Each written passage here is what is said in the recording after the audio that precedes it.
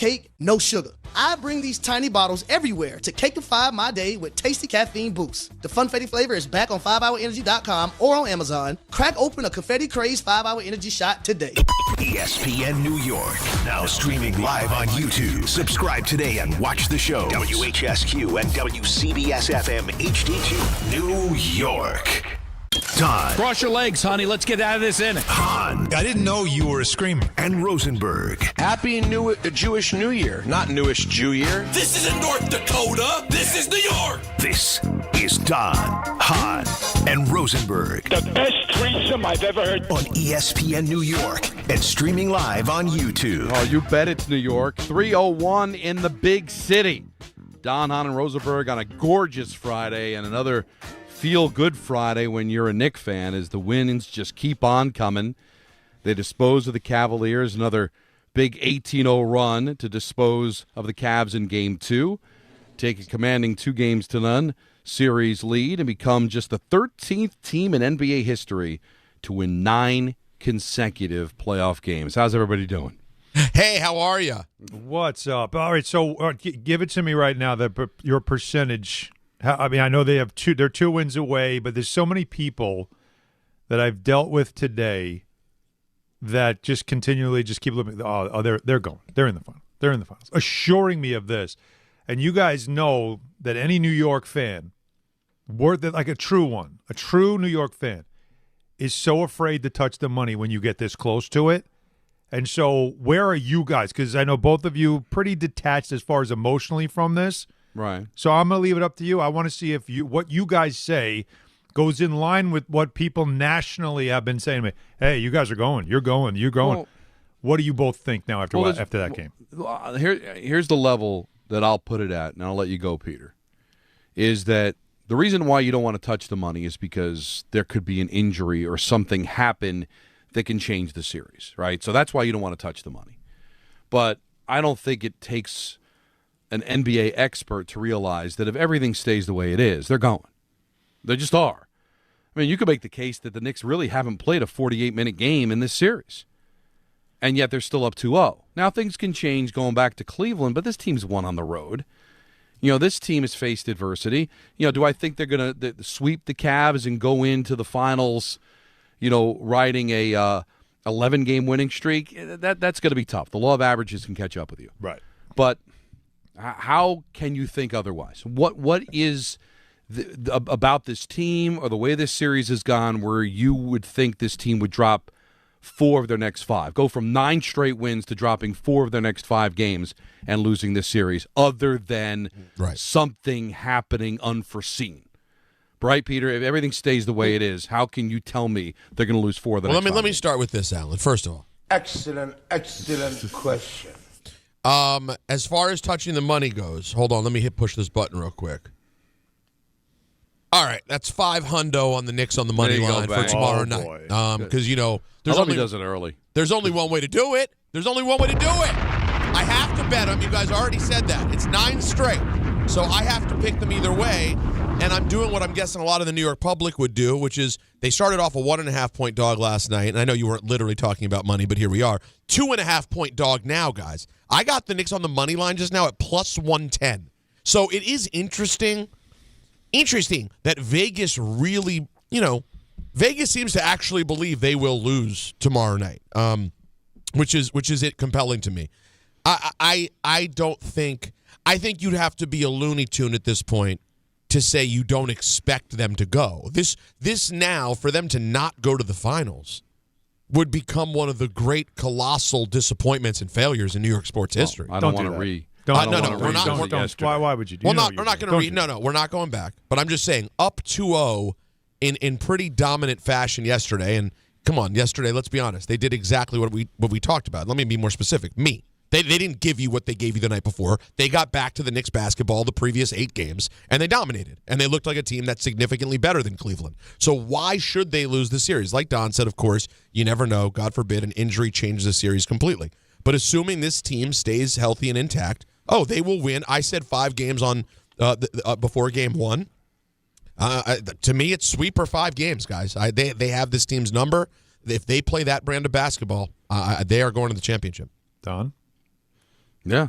I mean, that's just how I felt about it from the very beginning. They were the better team, and if they stay healthy, if there's nothing unforeseen that happens, the unseen hand, I can't say they'd sweep because I think that's what Vegas is looking at, right? Law of averages. Eventually, this streak is going to have to come to an end at some point. But what is happening? Like usually, like when the Yankees blew the 3-0 series lead in 2004 against the Red Sox, there were people saying, oh, "Good thing it's 3-0 because this pitching staff is spent." Right. Like there was something coming that you said, "Boy, I'm a little worried about this. I'm a little worried about that." That make you think they better be careful. I mean, what would that be? You know, what is happening with this team where you say something's about to give, something's about to swing, something's going to change in this series to make you believe that they're going to lose, 4 of the next 5 games. And the reason I put 4 of the next 5 games, I'm doing the math, right? You're up 2-0. In order to lose the series, you would have to lose 4 of the next 5 games. What is there? I mean, you were there every second, Alan, analyzing this, dissecting it. An hour before, an hour after, you're at the game. Is there anything that would concern you that the Cavaliers could take advantage of? Or something that just in the back of your mind, you're thinking, boy, I hope this doesn't happen to them. No, and I keep searching for it. Right. Because I keep telling myself I'm supposed to be – hi, Kobe. I'm supposed to be finding something that's wrong. And I don't in this series. And that's the part that makes you just keep saying, oh, I must be missing something. But this team is – the level they're playing at, and it's also the fatigue factor that you're clearly seeing. Donovan Mitchell won't admit it, but he's definitely compromised. There's something going on with him. Yeah. And I think that's the part that I just keep waiting for is, well, what is that area? Now, just isolating one game, not 4 of the next 5, but just isolating game 3. Peter, you already hit the button? You're in? I'm done. It's in. Yeah, see. That's it. I might have advised against that. Well, yeah, I can't, though. I have to.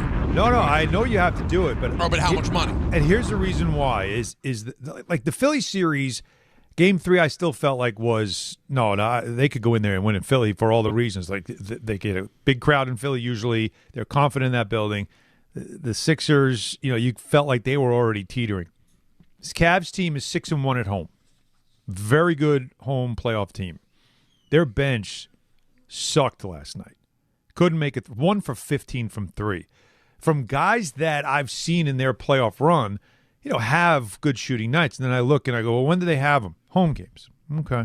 So that's the part where I feel like, and that's what I think Vegas is doing. 9 straight playoff wins. First thing you're doing is the law of averages. They're going to lose one, and the one you generally do lose is the game 3. Because the Cavs will come out, they'll be red hot from 3, the crowd will get into it, the Knicks will kind of have some struggles, and then that's that, right? That's what you are assuming is going to happen. The problem I'm having, though, is that as I watch this Knicks team, they could look like something in the first quarter, and by the end of the third quarter or even in the fourth quarter, they are completely different. And that's Mike Brown, the coaching staff, and adjustments that they seem to make in game in during this run, during this whole playoff run, that just keeps telling me that as long as they're within striking distance, and I guess 22 points must be striking distance, it's really hard to count them out right now because they're playing at such a high level of confidence. Now, I think Vegas is looking at the law of averages. Yep. Also, this is the 6th time that the Knicks have taken a 2-0 series lead in either the conference or divisional finals, depending on what you called it in their history. Right. And they're 0-5 in game 3. So history tells you that this is a game the Cavs can get. But that's a far cry from them coming back and winning the series. Again, I'm not going to predict a sweep because I do think the Cavs will be heard from because you're not going to win 11 straight games going to final. Matter of fact, I think if you're a Knicks fan, you don't want that because then you'll know probably game 1 of the final is be when, and I'd rather lose game 3 than a game 1 against the Thunder or the Spurs, right? Right, yeah. In a perfect world, you'd rather it be up 3-0 and give them the gentleman's sweep with a Cavs win in game 4. But Again, but that history, if anything, this Knicks team has bucked the history, right? They have. They just that Really? This is not your same old Knicks. This is not your dad's Knicks. This isn't your grandfather's Knicks. This is your Knicks. It's a different story. And the other thing that plays into this, because you look at recent New York history, right, with the way that the Rangers lost to the Lightning back in 22. They had a 2-0 series lead in the conference final. They had a 2-0 lead in Game 3. But the Lightning had won the previous 2 Stanley Cups, right? Yeah. So the opponent had a lot to do with the comeback. If the Cavaliers had come up, had won championships recently, if this was the LeBron James Cavs, or they had won back-to-back titles, I'd say, well, hey, this Cavaliers team's going to be heard from. Well, why would I think that? I know they're 6-1 at home. I know that they've been very, coming back from a 3-1 down against Boston and all that. But, you want to talk about history. What has this Cavaliers team minus LeBron James ever done to make you think that they're going to be able to get off the mat? They certainly didn't get off the mat after the way they lost Game 1. No. So, no, they played fine. Like, yeah. They haven't been, other than that, obviously that fourth quarter where they gave the lead away. But the Cavs have been fine. But they haven't taken it to another level. It's very strange. Like the way I think there's something up with Donovan Mitchell. He will not say it. He denied it after the game. Of course. They're not making excuses, but when you watch some of his movements, even on his drives, it's the pop isn't there, and there's something going on, whether it's his ankle, I don't know what it is, but it's not the same, and it's certainly something to keep an eye on. But it's there others that hurt them in Game 2, and you expect those guys, role players, always play better at home, and that's what makes Game 3, again, a very, very interesting game that they all are. But you're right. If the Knicks get this third game, we know that then we know this series is over. Yeah, and then it's just a matter of But it's a hard time. game to get. Yeah, of course it is. And, the Knicks have won 9 straight, the 13th team in NBA history to do that in the postseason. Wow. Of the previous 12, the only team not to make it to the final were the 2012 Spurs. The other 11 won the title 7 times. So it's no guarantee what's going to happen in the next round. And I think we realize that. We understand that if they beat the Cavaliers, that there's going to be a different level of competition with the Spurs and the Thunder. But still, the numbers have just been historic. Oh, yeah. And now it's it's somebody else that jumps into the conversation, and that's Josh Hart. A playoff career high 26 points. The Knicks are 5-2 in the playoffs when Hart scores 20 plus. So we know his important level, the level of importance there. So so worried about Brunson ball, and they certainly needed to do that in the fourth quarter to win Game 1. But getting contributions from other players, tells you the depth of this team and how important it is for there to be other guys to star. And really, it just shows you, too, the versatility of this team where it's different people. So Cat was the hub for a while, and his passing and all that stuff was great. And then Jalen Brunson in Game 1 sort of said, okay, let's go back to some iso ball, and I'll just take you home. And so you saw that. And then in Game 2, as they're trapping him and he realized, okay, they're all coming at me, I now will be the passer. I'll be the facilitator. He threw like 32 passes to Josh Hart, the most of any other player on the team. Why? Because the Cavs were gambling like they did in Detroit, where they left Ausar Thompson open because Ausar Thompson's can't shoot. He does a lot of great things, but he can't shoot. And that was to their benefit. Well, Josh Hart, who had been struggling with his three-point shooting in the playoffs, despite shooting 40% during the regular season, Hart was left open, and after 1 for 5 in Game 1, where he was put on the bench because he was not effective, he comes into this game, and he started out 2 for 7, guys. It wasn't like he was red hot to start this game. 2 for 7, passed up a shot in the third quarter, and Bridges threw it right back to him. No, shoot it. And he still wouldn't shoot it.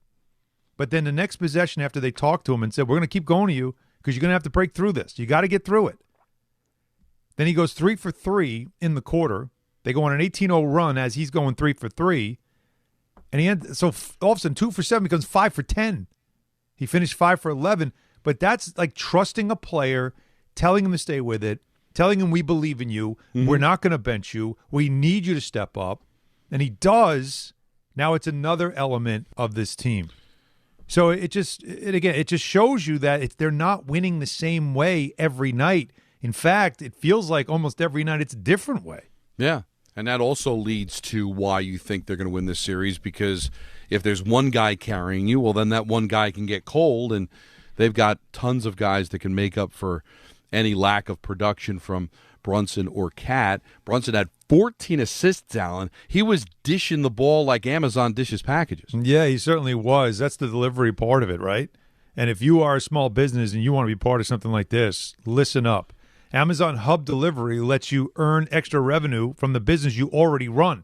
So you and your staff can deliver packages, just like Jalen Brunson was delivering passes, right in your own neighborhood on a schedule that works for you. So Brian and the crew at 165 Hardware in Washington Heights, they deliver during their store's afternoon downtime. The extra revenue from Amazon Hub Delivery helps their bottom line, and delivering has given the business more visibility and connection to their community. And getting started, it's easy. No delivery experience, no long-term contracts, and no startup costs either. If you're a New York local business, if you're ready to make your next move, visit Amazon.com/hubdelivery. That's Amazon.com/HUB delivery. I'm wondering, Alan, can we do this as a station? You know, like during the summer when we're talking a lot of baseball, maybe Peter can deliver some packages during those segments. Actually, I love that idea. Would you be up for that, Peter? Don't we have a van? We do have a van. We had a van. It's down by the river. Yeah, I was going to say, the only van we have is down by the river. You know, I'd really be shocked if we still had a van. You don't think we still have that van? I don't think so.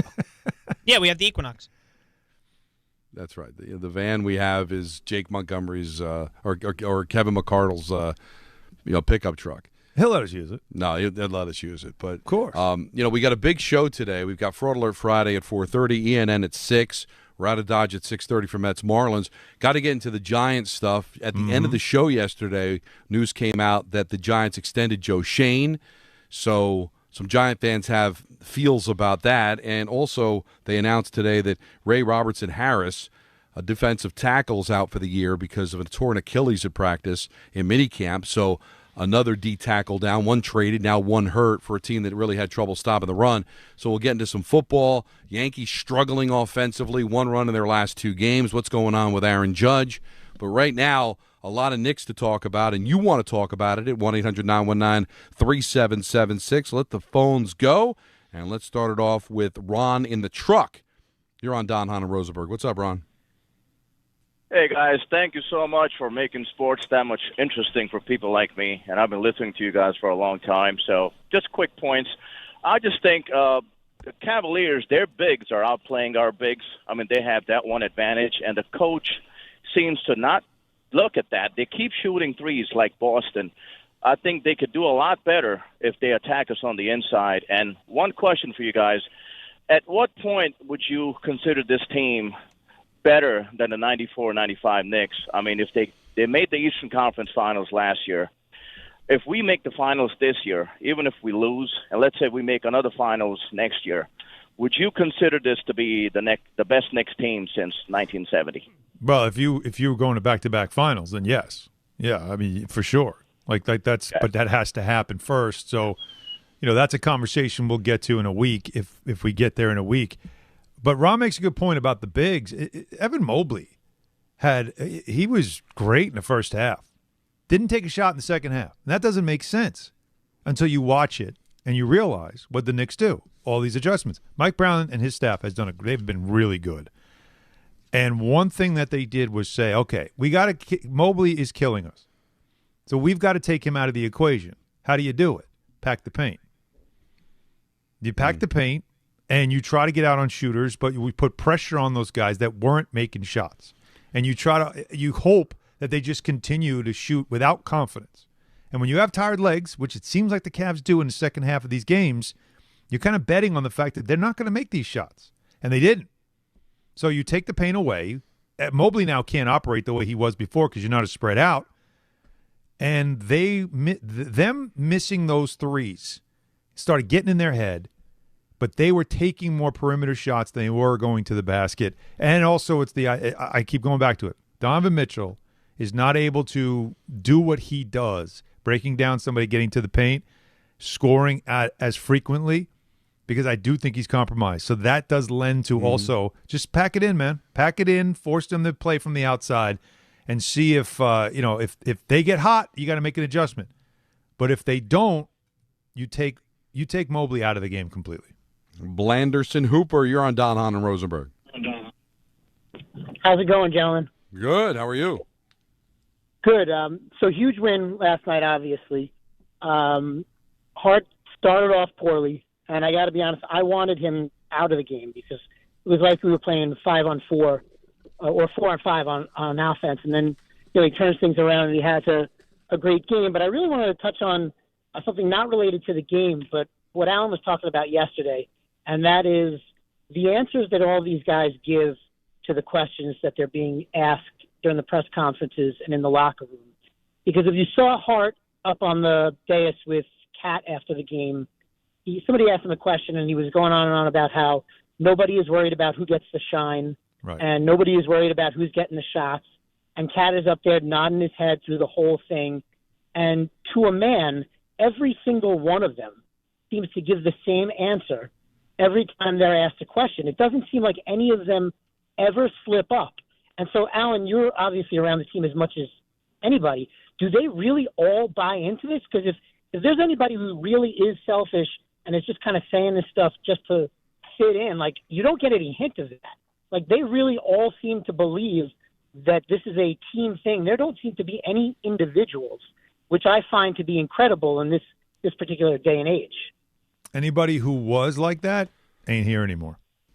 And it all starts with Hart and Brunson, who, you empower them with leadership.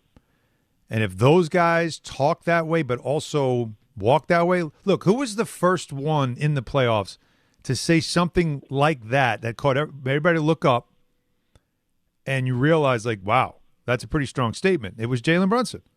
Most stars, boy, you've taken the ball out of your hands. They're playing through Cat now. Most stars wouldn't be comfortable doing that.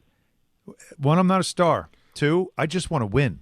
Mm-hmm. So he says that. They all say the same thing. Hart says that after game one when he's benched down the stretch. Guys get benched that are starters. They take that personal. Oh, I suck now? Oh, you don't trust me? No. He sat there. He admitted, it's not great. Obviously, I want to be out there. But I can't put myself in front of the team. And if this is helping us win, then who am I to say something? Right? Who am I to say that who am I to be mad that I didn't get to play when in the end all that matters is the team won. Team success ahead of it. Karl-Anthony Towns, for all the crap he's taken this year, do you know he has said that all year? From day one, go back. He consistently has said, anytime you've said, you're not getting enough shots, it's not about that. It's just, what do I have to do to help the team win? If we're winning, I want to contribute to winning. That's all I care about. And no one really wanted to believe him because they wanted to believe that he's selfish. But when you see where we are now, you realize that's just kind of in the culture of this team. And it really did, I truly believe it started with Brunson, with Hart, and how they set that tone 3 years ago. And it's really now taken hold because every guy in that room, Jordan Clarkson, all these guys, even the new guys, they all do walk that same walk. That's reality. They're not just – this is not a front that they're putting up. Tons of calls to get to at 1-800-919-3776. At 4 o'clock, we'll talk to Frank Isola. 4:30, Fraud Alert Friday. 6 o'clock, we've got ENN. And then at 6:30, it's Mets Marlins. Don, Hahn, and Rosenberg, ESPN New York. The Knicks. Out to Hart for a right wing triple. Got it. Josh Hart's third three-pointer. He's the game's leading scorer. The Cavaliers. Brunson killing clock. Ball fake, steps in the lane and hits a left-hand floater to put the icing on the cake in Game 2. The Eastern Conference Finals. The Knicks back it up with a convincing win here in Game 2. Game 3 coverage gets underway tomorrow night at 7 on 880 and the ESPN New York app. If you're heading into summer without a medical emergency kit, you're taking a risk most people don't think about until it's too late. Summer colds linger and can turn into sinus infections that last for weeks. Getting sick right now before vacation can derail everything. And when you're traveling, finding a doctor and pharmacy is stressful. That's why I ordered a medical emergency kit. It's like having urgent care and a pharmacy right at home. It includes essential prescriptions like amoxicillin and generic Z-Pak to treat a wide range of common and serious illnesses. So if you wake up sick at home or on the road, road, you already have what you need. No waiting for your doctor, no hours at urgent care, no pharmacy lines, no copays. Just match your symptoms to the right prescription in your guidebook or call their telemedicine doctor standing by. Start on your meds sooner and feel better faster. Every home needs at least one medical emergency kit. Order yours online in minutes and it's shipped to your door. And save $45 with my promo code 880 at urgentcarekit.com/880. That's promo code 880 at urgentcarekit.com/880. Big events are bringing more riders across the region. So if you're taking New Jersey Transit for everyday trips, plan ahead. Check schedules, allow extra time, and consider traveling outside of peak hours when you can. New Jersey Transit is running additional service to help keep everyone moving. But a little planning goes a long way. Stay aware, be courteous, and ride smart. New Jersey Transit, keeping your day on track. Plan your trip at njtransit.com. No matter your age or career stage, SUNY Canton delivers education at the speed of life. With flexible, fully online degree programs, you can earn your credential on your schedule. Ready to get started? Apply now for a summer start in high-demand programs like applied psychology, cybersecurity, healthcare management, and more. Our admissions team is ready to help you review transfer credits, explore degree options, choose courses, and navigate every step of enrollment. Email admissions@canton.edu today or visit canton.edu to learn more. If you've been injured in an accident that wasn't your fault, then you need a lawyer who knows New York's unique personal injury and workers' compensation laws. At the Parisman Firm, they have decades of experience handling all types of accident cases and a proven track record of delivering huge results. Their team has already recovered nearly $1 billion for injured New Yorkers. From construction to car accidents and slips and falls, they've got you covered. Call the Parisman Firm now at 718-WORKERS, where your case is their cause. Get the justice you deserve today. Let me say this. If you're an experienced superintendent in Jersey and you know you're better than the situation that you're in, Tricon Construction wants to talk. They're building serious multifamily, medical, and industrial projects across the state, and they're looking for leaders, not babysitters, real projects, real support, real backing from ownership. If you're ready to step into something bigger, go to triconbuilds.com/careers. That's triconbuilds.com/careers. And yes, it's confidential. Now let's take a look at the traffic with Brandy Scott. Hey there, guys. Good afternoon and happy Friday. Holiday weekend getaway definitely underway in Jersey. Turnpike Eastern and Western Spurs southbound, bumper to bumper, heading over to the main roadway from the Vince Lombardi. You stay slow in both the car and truck lanes on the southbound set, heading over to the Goethals Bridge. Already packed on the Staten Island Expressway westbound, heading over to the West Shore. Delays starting to back up across the Verrazano into Brooklyn. Inbound George, just about 5 to 10 for both the upper and lower decks from 8095. Heaviest ride to the outbound George, Cross Bronx westbound, slam from right after the Bruckner on through. Outbound Lincoln Arena 20 to 30. Outbound Holland 45 plus. This report is sponsored by True Green. True Green, don't waste another weekend doing lawn care yourself. Partner with the official lawn care treatment provider of the PGA Tour and get a golf course quality lawn the easy way. Sign up today at truegreen.com. I'm Brandy Scott on 880 ESPN New York. In a world parched for excitement, one drink will emerge. Twisted Tea, the refreshing thrill ride of flavor. Recreating its classic role as the hard iced tea that goes down smooth. Twisted Tea doesn't just taste like real iced tea, it's made with real brewed tea and a 5% kick of alcohol. Taste the adventure with Twisted Tea Hard Iced Tea. Keep it twisted. Twisted Tea Brewing Company, Cincinnati, Ohio. Please drink responsibly. My name is Whitney Allen, and I'm a widow. My husband, Ryan, died. We never thought we'd ever have to use life insurance, but the unexpected happened. With Ethos, signing up was fast and 100% online. You can get a quote in seconds, apply in minutes, and get same-day coverage. No medical exams, and you can get up to $3 million worth of coverage. I'm grateful we were prepared. Get your free quote at ethos.com/play. That's ethos.com/play. Paid spokesperson. Time spent on application may vary. Online health questions required. Just like the New Jersey Devils bring intensity on the ice, Viking Pest Control brings that same level of protection to your home. And I know because I use Viking at my own place. The season may be over, but pests are always in play, so it's time to Look into the off-season and the off-season defense as the pest control provider and proud partner in the New Jersey Devils. Viking provides 45 years of trusted experience to keep ants, cockroaches, stinging insects, rodents, mosquitoes, and more out of your zone. Their local team builds a personalized game plan that actually works, and I can attest to it. I've got it. Summer's starting, barbecues, all that. You want to make sure that outside that you're not bothered by all those pests. And when you bundle pest control with mosquito services, you score big savings. One call, one company, total peace of mind. Visit VikingPest.com, protecting your home inside and out. Knicks just 2 wins away from going to the NBA Finals for the first time since 1999. Later on tonight, Spurs and the Thunder. That game could be heard on 1050. And that series even at a game apiece. Mm-hmm. Another reason why you'd like to make short work of the Cavs, right? So because you can almost guarantee this Spurs-Thunder thing is going a while. It feels like it's going to at least go like 6, right? It's not 7. Depending on injuries, of course. But it ain't 5. We know it ain't definitely 5. Starting to mount for both teams, but especially on the Spurs side. And Fox is another game-time decision, right? Fox and Harper, the rookie, Dylan Harper. He adductor strain, or no, adductor soreness. They won't say strain. But that's still, hips are important in this game. Hips don't lie. They never do. But either way, honestly, there could be injuries to basically everybody outside of SGA and Wemby. And listen, it's already 1-1, right? So I don't think it's going 5. So both games have been really good. It's minimum 6, if not 7. So if you're the Knicks and you could sweep or let's just say get it done in 5, well, yeah, you have an opportunity. You get another week, another week to chill. Yeah. More time off.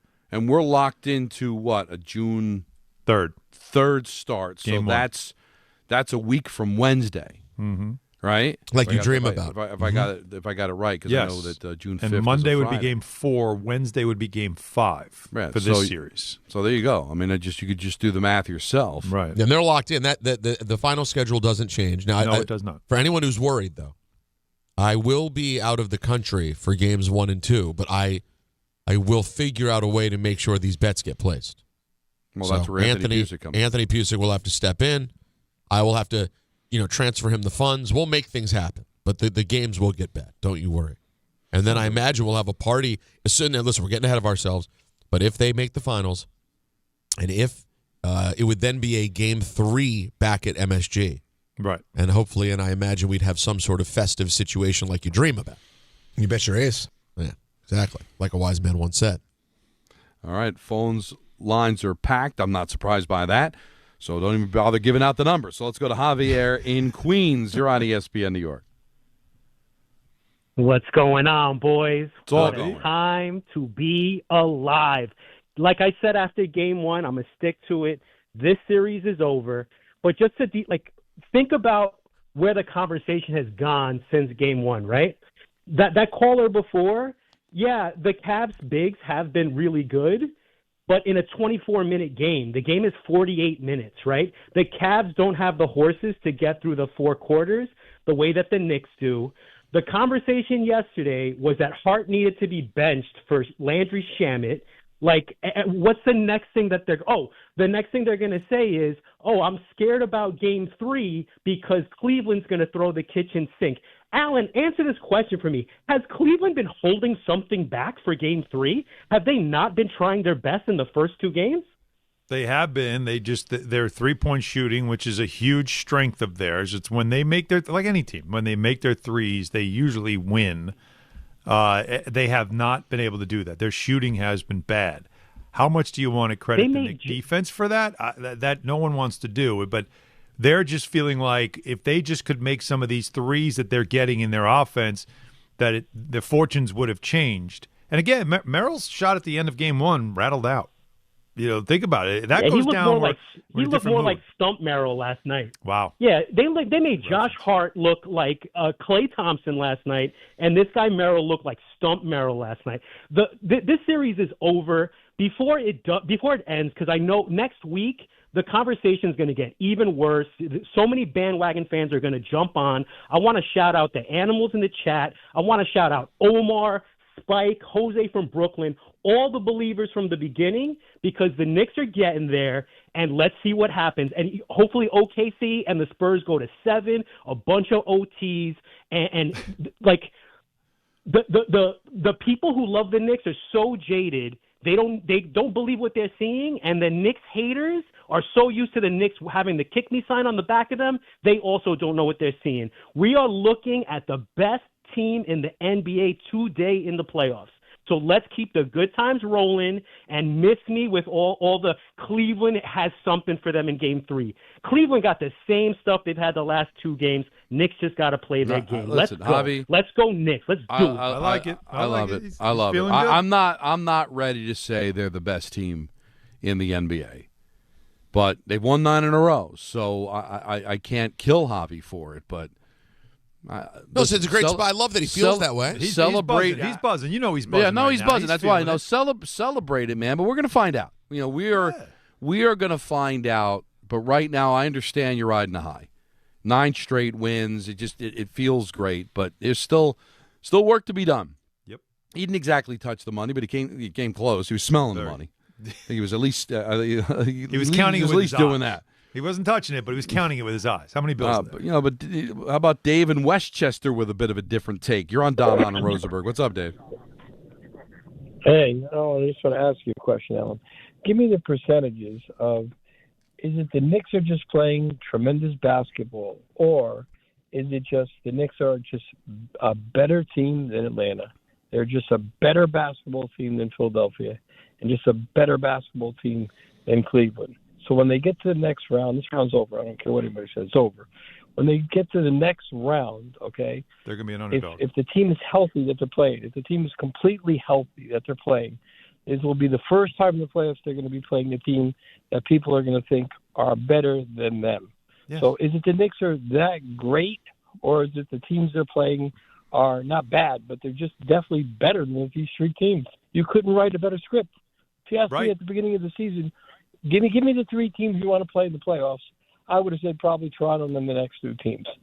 So it ends up being Atlanta. They're just better than all the teams. In basketball, it's not like baseball or football where you can have an upset. If you're better in basketball, 9 out of 10 times you win. They're better than Cleveland. Cleveland's not winning. It's not happening.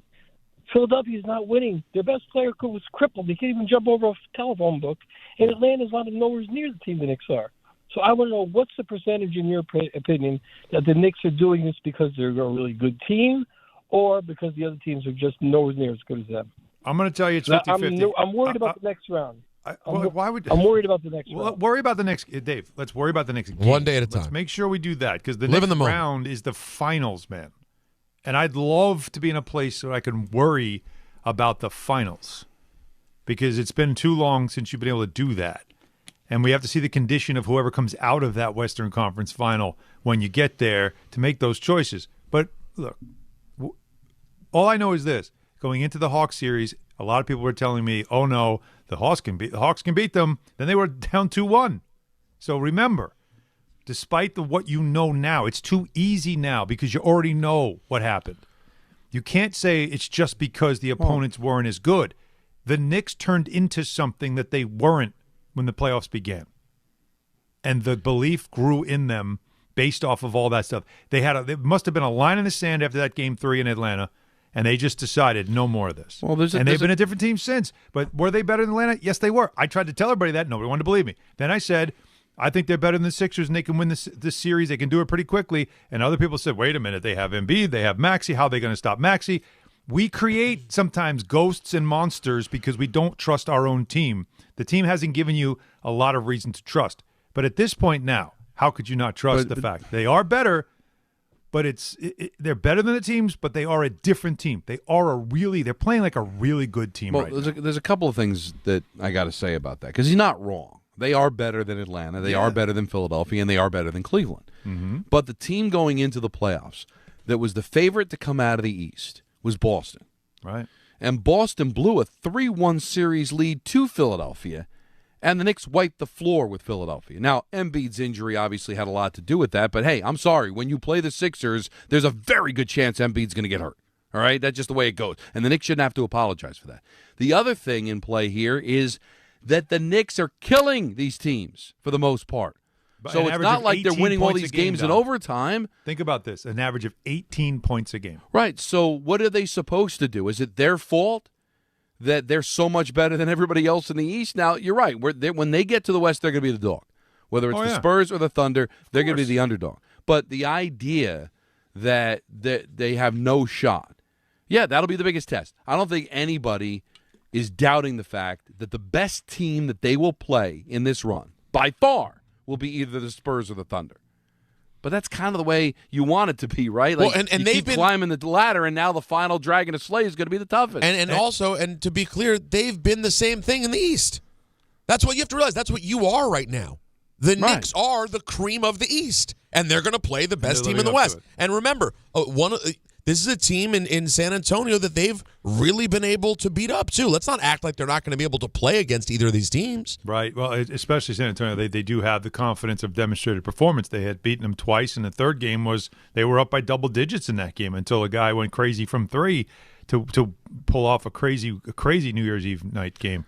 But one thing I'll add, too, is from both of you, especially you, Don, because we follow a lot of hockey, and we've all seen a good team that starts to build momentum can believe they're better than they are and suddenly become a team that wins it all because it all fell for them and they took advantage of it. And it was all the right time. And that's why it's like something about everything that's happening just seems to be setting this thing up and heading in the right direction. And that's what you're hoping, that continues to happen. Obviously, anything can happen from game to game, but that's what it just feels like. It's like they're building up because of these wins, a belief that might not have been there at the start of the playoffs. I'll give you an example of that when we come back, and it's kind of got a little bit of a local flavor to it. Okay. More calls at 1-800-919-3776. Frank Isola from Yes will join us coming up at 4 o'clock. Fraud Alert Friday at 4:30. ENN at 6. Mets, Marlins at 6:30. Don, Hahn, and Rosenberg, ESPN New York. The Knicks. Out to Hart for a right wing triple. Got it. Josh Hart's third three-pointer. He's the game's leading scorer. The Cavaliers. Brunson killing clock. Ball fake, steps in the lane and hits a left-hand floater to put the icing on the cake in Game 2. The Eastern Conference Finals. The Knicks back it up with a convincing win here in Game 2. Game 3 coverage gets underway tomorrow night at 7 on 880 and the ESPN New York app. Chris Carlin with you. Glad to be joined right now by Taylor Canfield. He is the U.S. Sail GP team driver. And we are all getting ready for the Mubadala New York Sail Grand Prix coming up at the end of May. Taylor, how we doing? Yeah, we're excited for the home event in New York. And, can't wait to be there and racing in front of all the fans. Tell us why fans should be excited for the Mubadala New York Sail Grand Prix. The racing is just so exhilarating coming in and watching it from the shoreline of Governor's Island and in front of the Statue of Liberty, racing in one of the biggest, most amazing cities in the world. I'm getting the goosebumps just talking about it. And these boats are the fastest boats in the world, racing with the best sailors in the world. It's really cool, and it's going to be so electric in New York. And it's our home event this year, so we're pumped. We are pumped as well, Taylor. We appreciate your time. He is U.S. Sail GP team driver Taylor Canfield. We're looking forward to the Mubadala New York Sail Grand Prix coming at the end of May. Taylor, thanks. All right, spring's here, and you know what that means. It's time to get that grill going, and if you're not shopping at Wild Fork Foods, you're doing it all wrong. Right now, you get bacon-wrapped pork rounds for $2 each. $2. That's not normal. And chicken thighs for $2 a pound. That's awesome quality at a great value. Everything's blast frozen, so it actually tastes fresh. You got 7 stores or same-day delivery at wildforkfoods.com. Wild Fork Foods, quality meat, wild prices. This is Bart and Carlin on ESPN New York. And after pulling off one of the greatest playoff comeback in Game 1, the Knicks back it up with a convincing win here in Game 2. Last year is a Cat series. Well, this is a Brunson series, and he has put it on a master class. I've never seen any team in this town play at this level. 98-99 Yankees in the playoffs, flat out dominating. This feels like that. Bart Scott, Chris Carlin, weekdays at 10 a.m. on ESPN New York and streaming live on YouTube.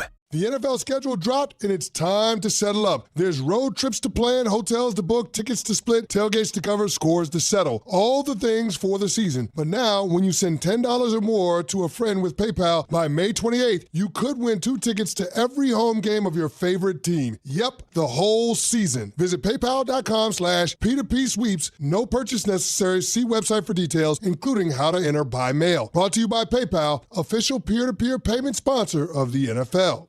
When you tell someone what team you cheer for, do they apologize? Does your first childhood memory involve crying on a Jumbotron? Then you may be a fan of a BST or bad sports team. Luckily, when you bundle your home and auto insurance with Progressive, you're protected from things like fire damage caused by violently unplugging the TV. Or an accidental overhand left to the drywall. Visit Progressive.com today. Progressive Casualty Insurance Company, affiliates, and other insurers. Covered subject to policy terms. Not available in all states or situations. Mornings with DiPietro and Rothenberg. Knicks came back to have a historic victory. It's the biggest comeback win in Knicks franchise history in the playoffs. Was it a Knicks win or a Cavs collapse? My answer to that would be yes. Yes. It was a Knicks incredible, amazing comeback and a Cavs remarkable, incredible, gagging collapse. DiPietro and Rothenberg, morning 6 to 10 on ESPN New York and streaming live on YouTube. Your summer starts now with Memorial Day deals at the Home Depot. It's time to fire up summer cookouts with the Next Grill 4-burner gas grill on special buy for only $199. And entertain all season with the Hampton Bay West Grove 7-piece outdoor dining set for only $499. This Memorial Day, get low prices guaranteed at the Home Depot. While supplies last, pricing valid May 14th through May 27th. U.S. only, exclusions apply. See homedepot.com/price match for details. The NFL schedule dropped, and it's time to settle up. There's road trips to plan, hotels to book, tickets to split, tailgates to cover, scores to settle, all the things for the season. But now, when you send $10 or more to a friend with PayPal by May 28th, you could win 2 tickets to every home game of your favorite team. Yep, the whole season. Visit paypal.com/P2P-sweeps. No purchase necessary. See website for details, including how to enter by mail. Brought to you by PayPal, official peer-to-peer payment sponsor of the NFL. You live for this. The wins, the losses, the slam dunks, and the buzzer beaters. The dream that this is your team's year. Hope, it's what keeps you coming back. So you represent with anticipation and with pride.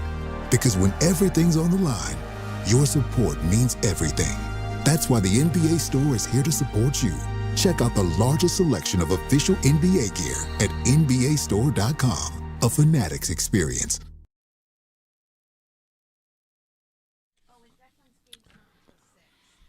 Alan had brought up about a team finding it. And the example that I would go back to, because you threw out hockey, and the first one that popped in my mind was the 2012 Los Angeles Kings, who were an 8 seed and won the Cup. And all through the run, it felt like, this is a fluke. They beat Vancouver in 5. Oh, well, you know what? They caught Vancouver at the wrong time. St. Louis, what did they ever win? Beat them in 5. And then they played the Phoenix Coyotes. When did the Coyotes ever do anything? Beat them in 5. And they go to the Stanley Cup final. And I remember the Devils played the Rangers in the conference final. And the feeling was whoever wins this is going to win the Cup. Yep. Right? Because the Kings aren't going to win a Cup. They were an 8 seed. They were lucky to be there. They caught teams of the right. Everybody was making every excuse in the book why they got to the final. And I remember Dave Maloney saying, I don't know what they're talking about. Nobody's beating this Kings team. The way they played at the end of the season, they found themselves, and everybody looked at, they're an 8 seed. They had never won anything, but they found it. And people that knew the game realized they're going to be a tough out. And what happened? The Devils beat the Rangers. They go to the Stanley Cup final, and in a blink of an eye, they're down 3 games to none, and eventually lost the series in 6. Like, it's that kind of feeling where, you get caught up in, nobody's beating anybody in the West. But this Knicks team is different than they were even a month ago, right? There's something happening here that I think has to be taken into account that goes beyond being a 3 seed or who they beat in the first, 3 rounds of the playoffs, that this is a different animal. And maybe the Thunder and Spurs are different.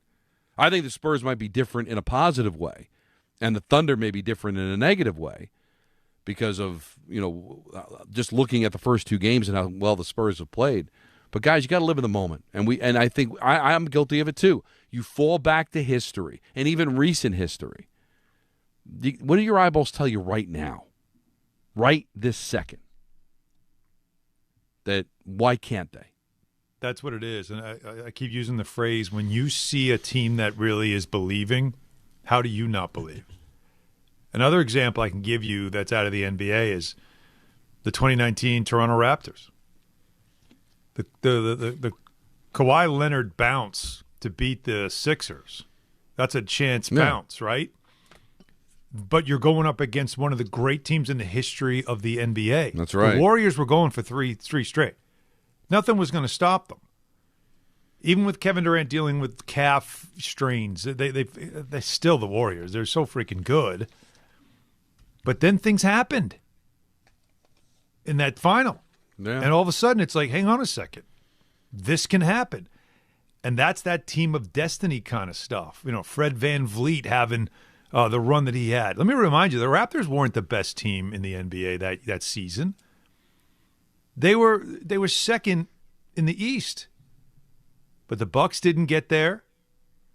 And they get that bounce against the Sixers. Like, things happened that fell their way. All right. And suddenly now they're in the finals. So that's why there's examples of teams. I don't know if the St. Louis Blues one is a great example. They were so bad.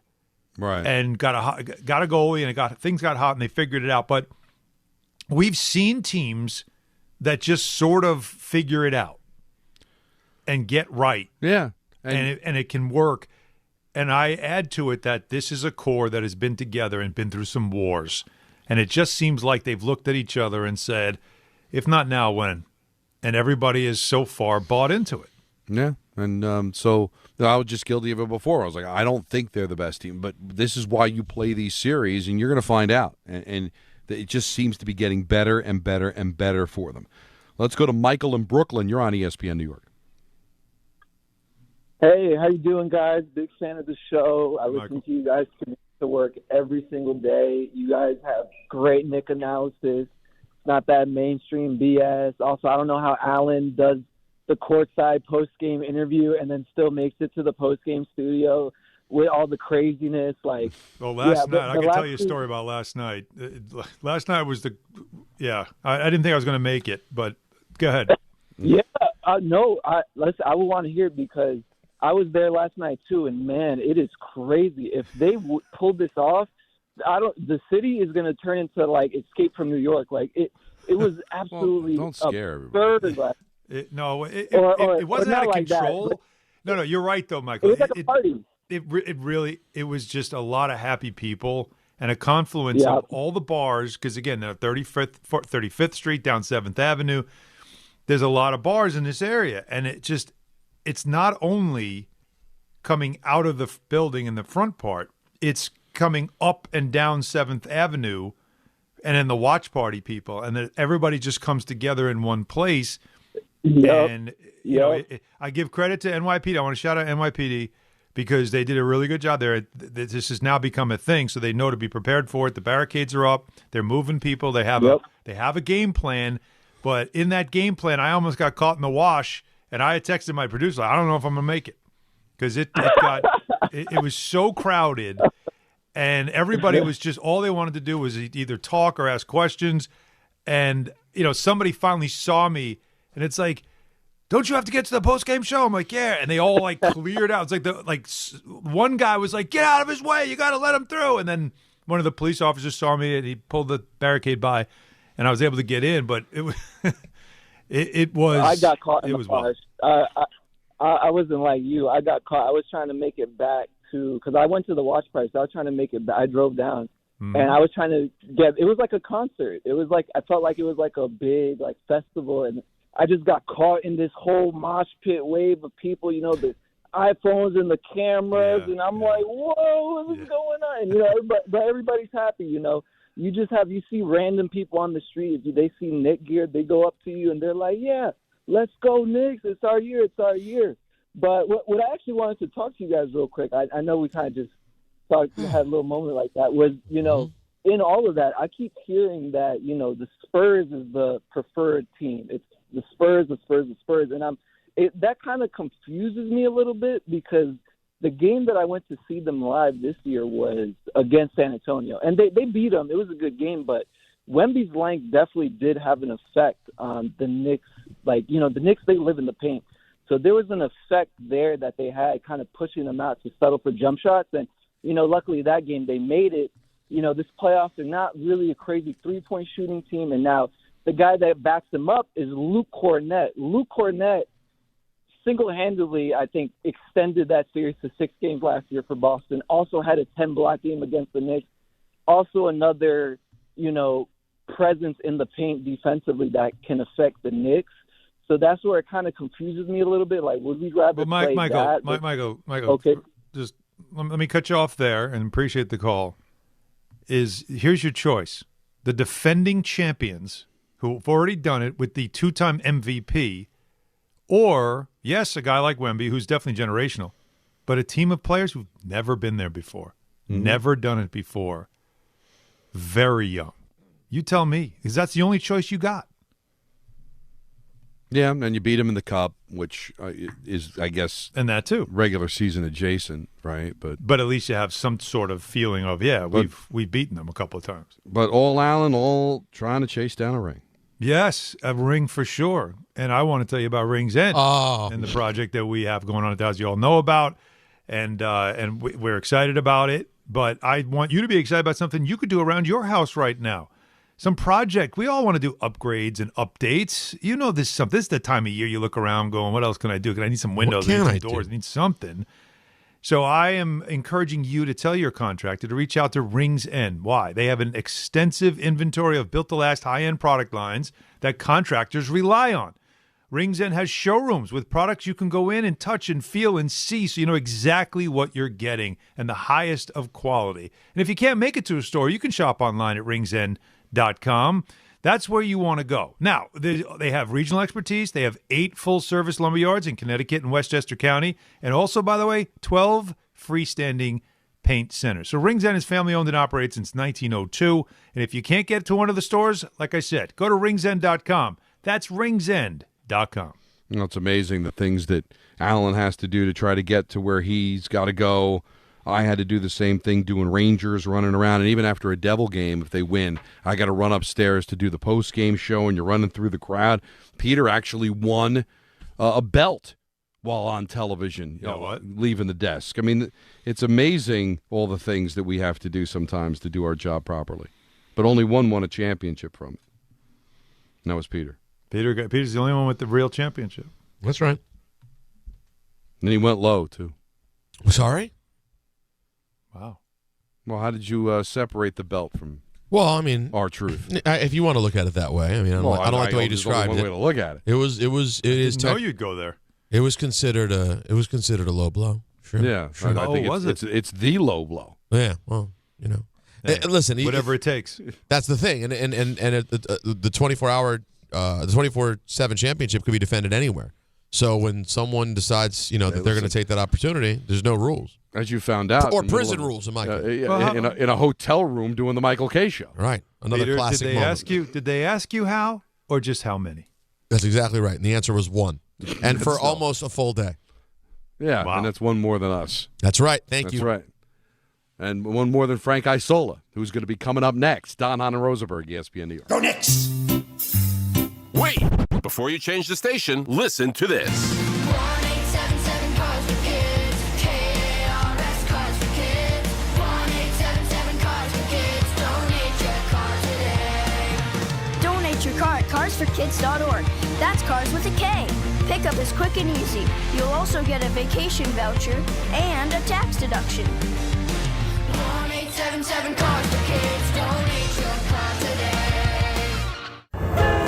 From your neighborhood stop to the city and back, New Jersey Transit keeps your day moving. Reliable, convenient, and ready when you are. We're on this ride together. So keep aisles clear, use headphones, and be mindful of fellow riders. Small actions make a big difference, especially during travel times. New Jersey Transit. Ride together, ride better. Plan your trip at njtransit.com.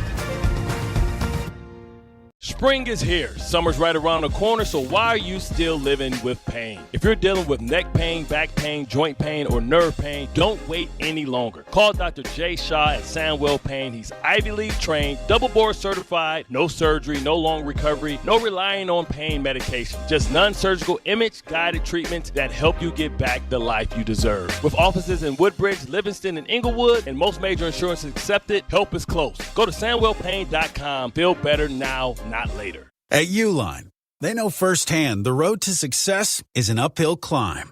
Uline started in the family basement, and through hard work is now North America's most trusted shipping and industrial supplier. They get what it means to have the support of reliable, hardworking partners. So they keep 41,000 items ready to ship. Whether your company is still in a basement office or expanding cross-country, Uline will be there on your road to success. Visit uline.com.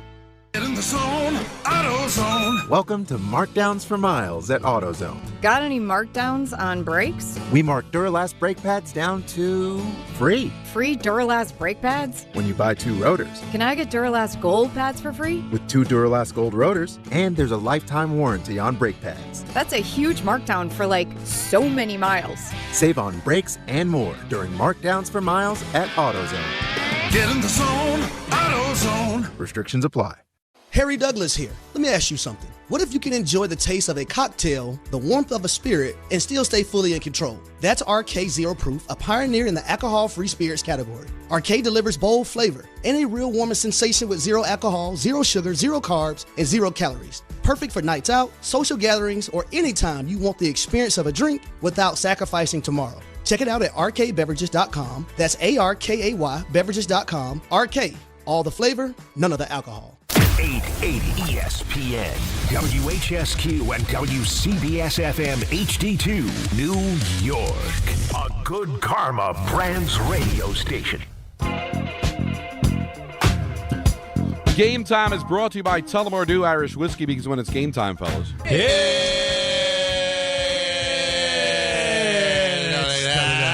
like that. It's totally time. Mets Marlins coverage immediately following us on 880 at 6:30. Yankees open up a series with the Rays at 7:05. That's not nothing. Rays the best team in baseball. And coverage of the Spurs and Thunder Game 3 of the Western Conference Final will be on 10:50 at 8, and will be joined in progress on 880 following the Mets. Tullamore Dew, the original triple distilled, triple blended, and triple cast matured Irish whiskey. Be sure to grab a Tullamore Dew or try the new Tullamore Dew Honey during today's action. Glasses up to enjoying Tullamore Dew responsibly. I might be wrong about this, guys, but I think this is the first time we've had Frank Isola post Michael K show. He was always one of our favorite guests there, and hopefully we'll be able to build a relationship moving forward with him here on Don, Hahn, and Rosenberg. Frank, how are you? That's right. Gentlemen, what's up? I think the combined salaries of you 3 media stars is more than the Tampa Bay payroll. How about that? That's what Tampa Bay spends. I don't think that's a shot at us. I think that's a shot at the Rays. Yeah, exactly. I can. I'll take it. That. It's definitely less than yours with all the jobs that you have. Great point. That's probably why he hasn't been on the show. Usually he's on PTI right now or heading down to D.C. to do it. So. I know that's what I did yesterday. So how's everybody doing? Don, first of all, congratulations on the Devils gig. Awesome job this year. Thank you so much. Hopefully you were able to, the guy that scored the winning goal for the U.S. plays for the Devils, hopefully you were able to shoehorn that into a broadcast, 1 or 2 of the broadcasts. Yeah, I can shoehorn it in, The great Peter Rosenberg, who's everywhere, and Alan Hahn is everywhere. So you guys are all doing okay for yourselves. Well, I appreciate that, Frank, and you do great work as well. And we were having fun, like not wanting to touch the money, right? This series isn't over yet, but still, we were just trying to discuss what is the avenue for the Cavs to get back into this series. It just feels like the Knicks are just a better team. So can you think of anything to even be remotely concerned about on the Knicks side getting through the Cavaliers? Yeah, I think right now it would take a near catastrophe for the Cavaliers to win 4 games. Not impossible. I think back to 93. That was a long, long time ago. The Knicks won the first 2 games at home against Chicago, and they end up losing the next 4, and that includes the Charles Smith game. A little bit different, though. Michael Jordan was in that team. Yeah, they had a guy named Michael Jordan on that team. Yeah. And then in 97, they're up 3-1 on on Miami. They should be going to the conference finals against Michael Jordan. And then, of course, the fight happens in Miami. And then I'm thinking about last year, game 1 against Indiana when they're up. And then all of a sudden, Aaron Nesmith turns into Michael Jordan, scores 20 points in the fourth quarter, and the miracle shot by Tyrese Halliburton. So things can happen. The only thing, too, I'd say about this Cleveland team, I gave up on them, after they, when they fell behind 2-0 to Detroit. I said, they're not going to win 4 games. I gave up on them after they lost at home to Detroit in Game 6. And, of course, they've surprised you a couple of times. But they're going to have to play a lot better. Obviously, they're going to have to win Game 3. No team has come back from being down 0-3. And this Knicks team right now is clearly on a mission. I mean, I don't care who you're playing. 9 straight wins during the regular season is tough. Doing it in the playoffs, that's a different level. It's great. Frank is a great Knick historian because he's seen so much of it. He goes all the way back, I think, to when they played at the Armory in the finals in '51. I was at that game. I bet you were.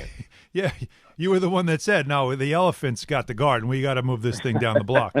But it's great how because it's exactly true about Knick fans right now because it's excruciating. It can't be like May is usually when you're trying to win the lottery. Not like go through a whole month without losing. And so it is an odd place for a lot of these fans to be and how to process it. Walking out last night in the building, there's so many people who are like, are we really doing this? Like a lot of people were just saying that they couldn't believe because they're waiting for you mentioned the Charles Smith game. They're waiting for, 2 years ago they were up 2-0. OG Anunoby got hurt and then everybody got hurt. And then all of a sudden they were losing that series to Indiana in the second round.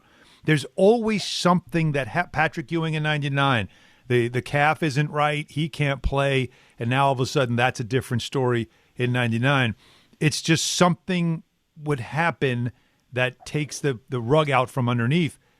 But 9 games and the rug is still very firmly under their feet. So with that in mind, Frank, of all the teams you've seen in this franchise's history, people are bringing this stuff up all the time. What is this year's run from compared to what you've seen over the years? Where would you put this so far?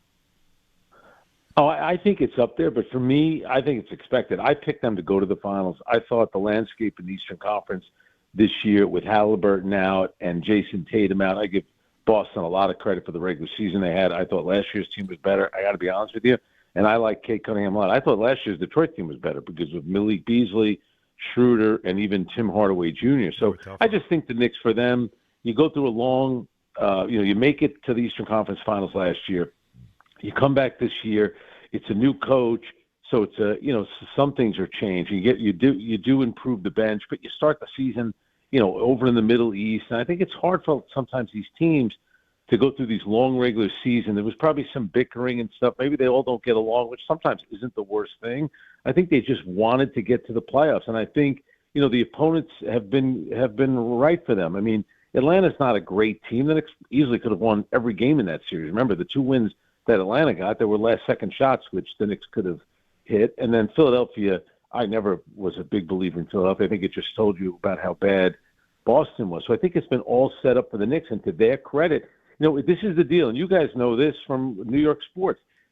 You only get so many chances, and it's whether or not you take that chance. And I think the Knicks right now are grabbing this thing by the throat, and they're making the most of it. And I think it also helps with a couple of guys on that team who are smart players.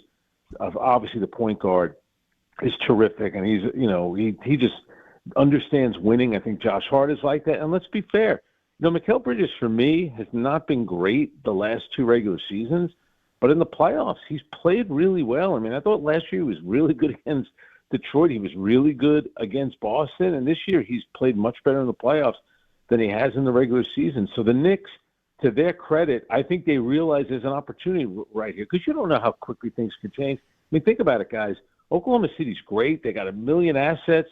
They're in a dogfight right now. And unfortunately for them, they're in the same conference as Victor Wembanyama.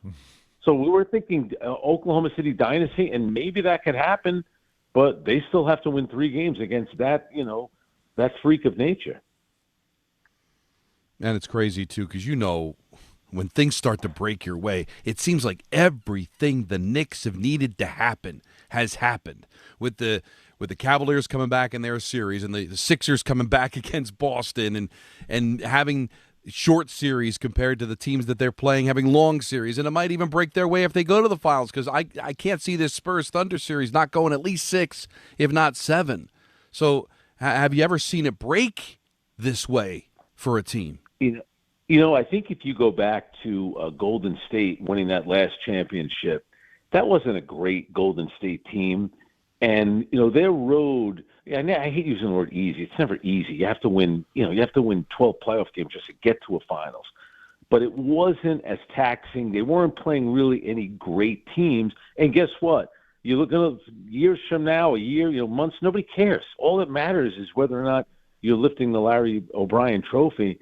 And I think for the Knicks, they can only control what's in front of them. And to their credit, they're beating the teams that they should be beating. They were a higher seed than the first 2 teams that they played. They were a higher seed than the Cleveland Cavaliers. And, that game 1 is huge. You guys have been addressing it for a couple of days. Look what happened to the Knicks in game 1 last year against Indiana. It could have the similar impact this year with Cleveland losing that. And think about how, you guys talk about, how close things are.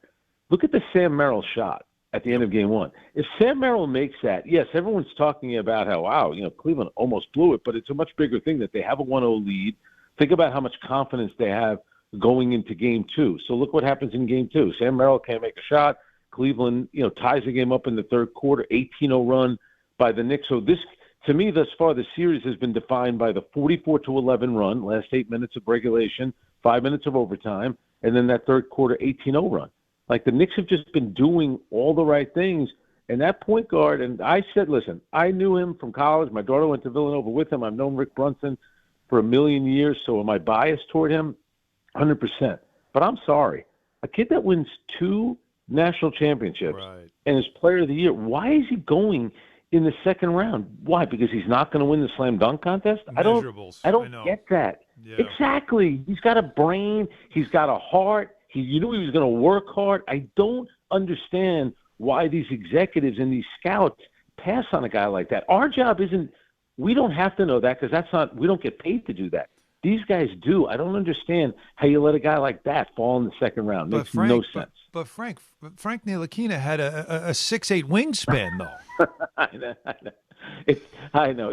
It makes – listen, and I watch the games, and this has been going on for 2 years.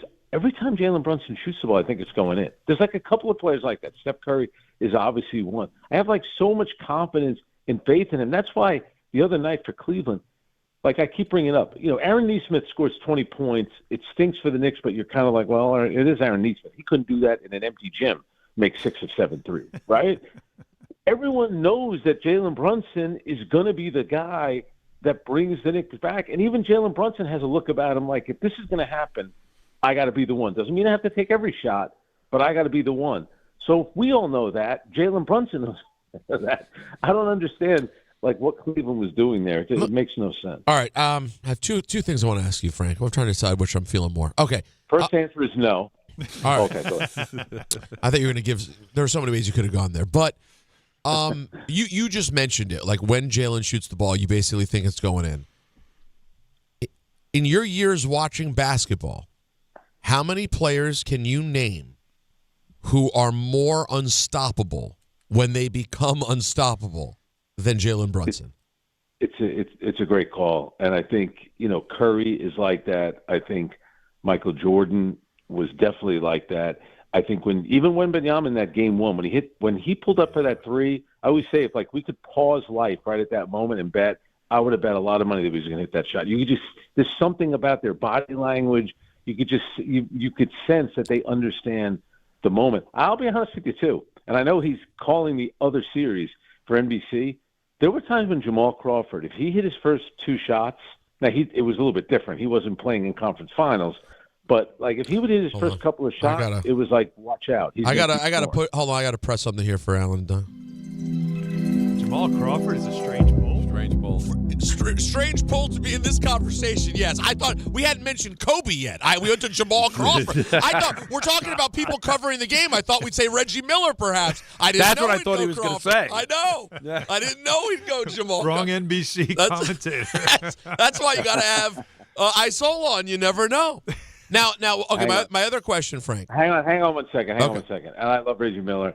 And I love the fact that he wanted to be the villain. Even with the New York media, we'd go in the locker room during the playoff series, and he'd be a jerk to us. It was like it was like an act. And he had great moments at the Garden. Please, he didn't dominate Madison Square Garden every time he came in there. In fact, the Knicks had a better record against him. The guy that dominated the Knicks at Madison Square Garden were number 23 for the Chicago Bulls. Yeah. End of story. Sorry. No, please. Now let's just remove OKC for a second, which is just for the sake of this argument, not because I think that they're finished by any means. But if it ends up being San Antonio and New York, does your immediate gut tell you that the video we end up watching at the end is Wemby's first time he came up against this New York Knicks team and he came up short the first time, or the Knicks become the victims of Wemby getting his first title? Like your gut reaction to that? I like the Knicks' chances better against San Antonio than I do against Oklahoma City, because I think if Oklahoma City were to get through, I think that would be like a big sigh of relief. And they certainly respect the Knicks.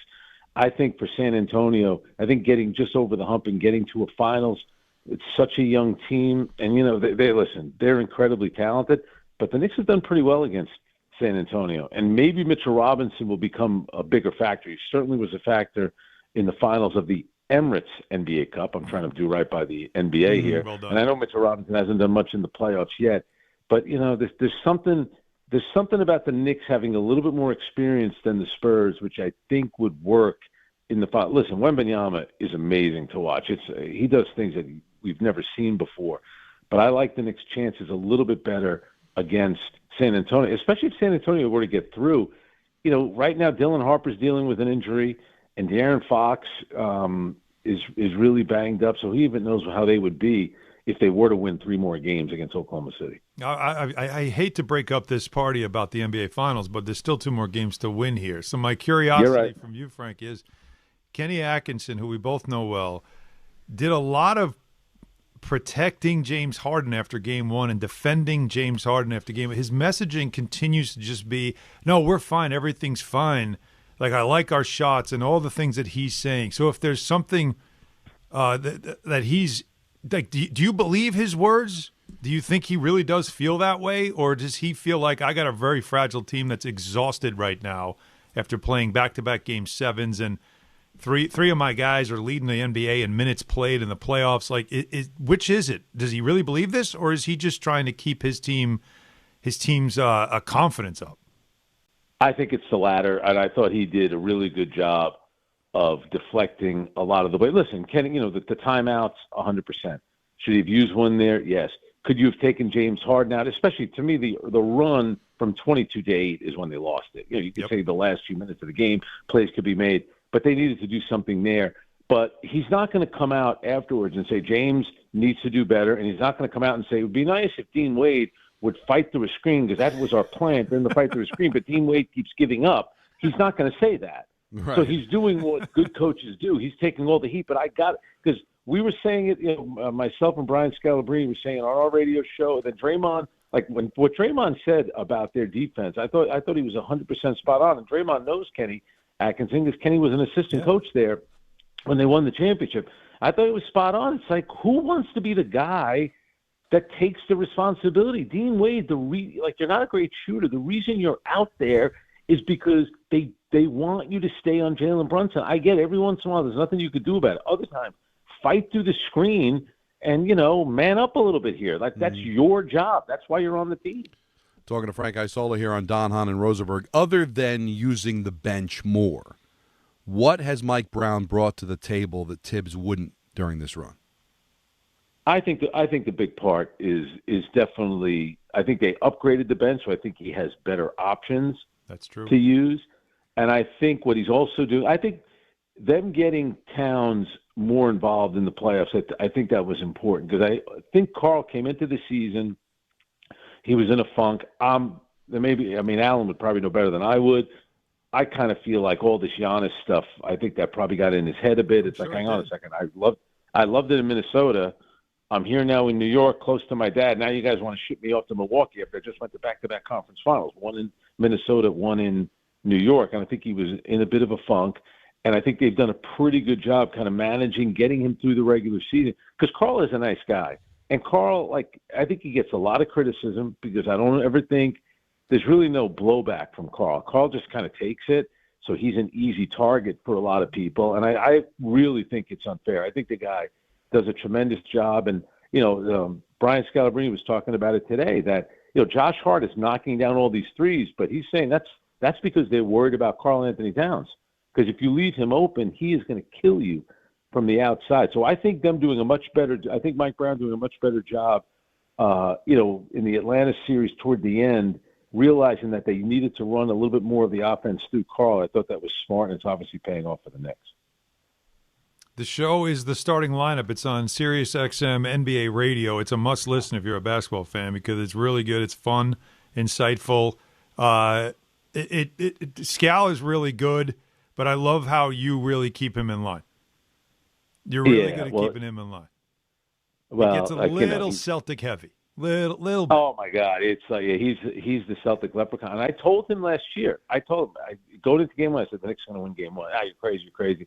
Then I said they're going to win game two as well. We had a huge bet on that. He lost both. And I told him early on in the playoffs. I didn't like the Celtic team. And Brad Stevens gets a lot of things right. The Vucevic move was not a great move. I thought he'd be unplayable. Sure enough, he didn't play in game 7. But Brian definitely. Hey, listen. I've been, and you, Alan, you've been up there. You go to Celtic games with Scal walking around, you would think it was Bill Russell, Larry Bird, Brian Scalabrine. They love the whites in Boston. There's no question. Well, but also, I'm telling you right now, as an out-of-town Celtics fan, I could not care less about Brian Scalabrine. Aww. No, he means he's a great guy, but listen. When I've heard him do the games, he does a really good job. But I, as someone who didn't sit in the crowd to cheer him off the bench, I just think of him as such a nothing part of that team. Respectfully. Well, no. Well, yeah. I said respectfully at the end, Frank. You know that means it's fine. That clears it all up. You could kill somebody, say nothing personal. But here's all right. It's just like Josh Hart is going to be like. Let's say the Knicks go on and win a title, it'd be even bigger. He'll be like Mr. He'll be working alongside Allen at MSG Network. He'll be all over the place. So far, I hate this comp. Continue, though. I'm going to let it play out. Continue. But I think because he's good with the media, he makes himself available. Brian was the guy that when the Celtics would say, hey, we'll give you $1,000 if you could show up, name the place. Ray Allen, Paul Pierce, and Kevin Garnett are saying, you out of your mind? I'm not showing up at that. Guess who showed up? So he built, much like Peter did, built up his brand by doing a lot of different things, maybe going on different stages, doing wrestling, knowing rap music.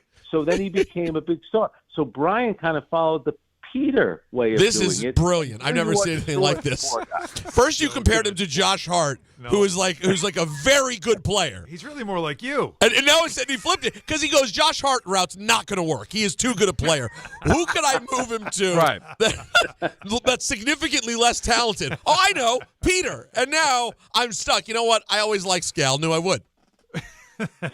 Guys, when we're doing the radio show, there are times during commercial break where he does a cameo.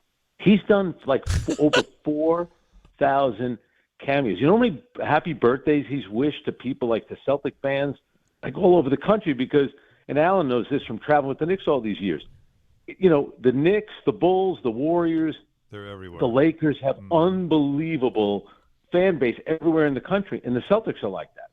Yeah. So, Brian Scalabrine has done a really good job marketing himself, much like Peter has done on the wrestling. Again, you got to stop. You got to stop. I've heard $150 for a video and $5,000 for something business related.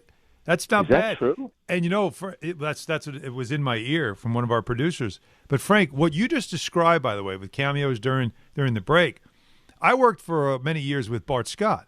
Bart would do them during the segments. Oh, he would turn his mic off, and I'd be looking at him. I got to do a cameo real quick. Like so it's very relatable, He's not which is lying. probably why I like the show so much. I'm telling you, you guys know this from being around like professional athletes. It's amazing, like how these guys know how to make money. It really is.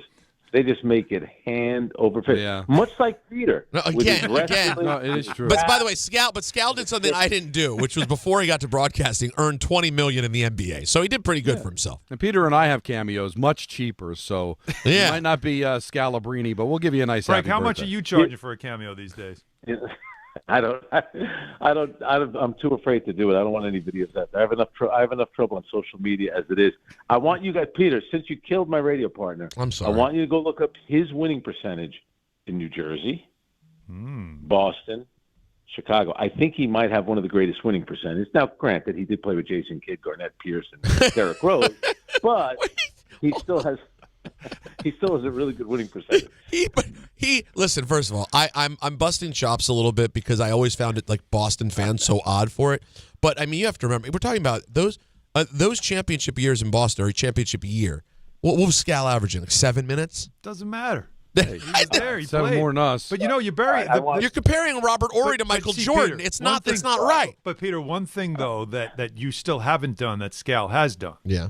Is really his career is now overshadowed by the next thing he's done, which is not broadcasting. What's that? Discovering talent, because he found Cooper Flagg. That's right. That's I've heard right. that Come on, story. Peter. Well, I've never done that. And that kid is an absolute stud. Oh, no, you Kendrick Lamar, right? You discovered him. Yeah, I was in the streets of Compton one day. I go to Roscoe's. I get some chicken and waffles. I'm walking down the street afterwards, and I go, "Who is this kid rapping on the corner?" And his name was Duckworth. I didn't know anything, and he turns out to be Kendrick Lamar. See? Look at you. Yeah. Look at you. So Brian did discover Kubal. He's the first guy that trained him, and he keeps getting younger. It started out when he was a ninth grader. Now it's when he was 4 years old. that Brian started working. Peter is right about one thing, though, and I like all those Celtic guys that won that championship with Doc Rivers as a coach. It is kind of treated like they won 3 in a row. It's like, boys, you won 1. Like, let's. All right. Well, listen. There was a long gap. There was a long gap between that one and 1986. Yeah, I know. Well, that back then it was a little bit different. They used to win all the time, and they had number 33 on the team. Remember that, Peter? That one I remember. By the way, really he's not quickly, a white guy. I think is overrated. Let me be clear. Yeah, sorry. They did win with Doc Rivers. Nobody else has been able to. That's true. Peter. Yeah. I was in Bethesda in January to do PTI for a week. I stayed in Bethesda because I had my car with me, the whole thing. Your boys at your Bethesda Bagels screwed up my order. No. Yes, they did. I'm so disappointed to hear that. I'm sorry about that. I can tell. You're very disappointed. Next time you go to Bethesda, though, do this instead. My most recent favorite spot, and it's been there for a long time. Go to Guapo's and get yourself a delicious Mexican meal. You'll thank me for it. I've been there. It's Excellent. delightful.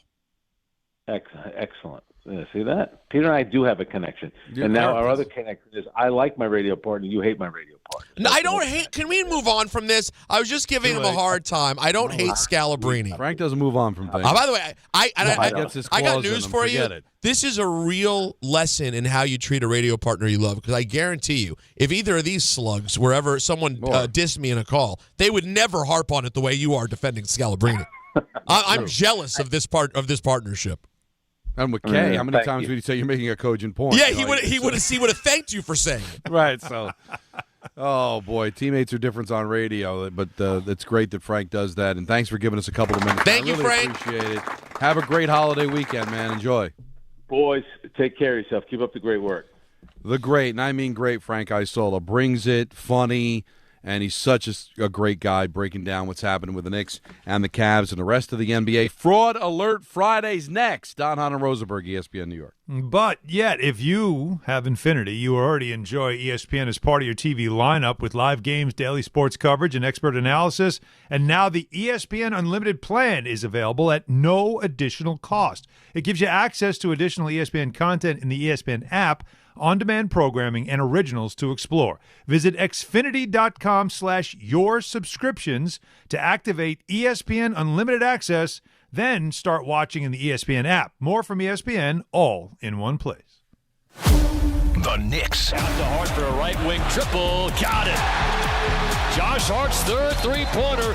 He's the game's leading scorer. The the Cavaliers. Brunson killing clock. Ball fake, steps in the lane and hits a left-hand floater to put the icing on the cake in Game 2. The Eastern Conference Finals. The Knicks back it up with a convincing win here in Game 2. Game 3 coverage gets underway tomorrow night at 7 on 880 and the ESPN New York app.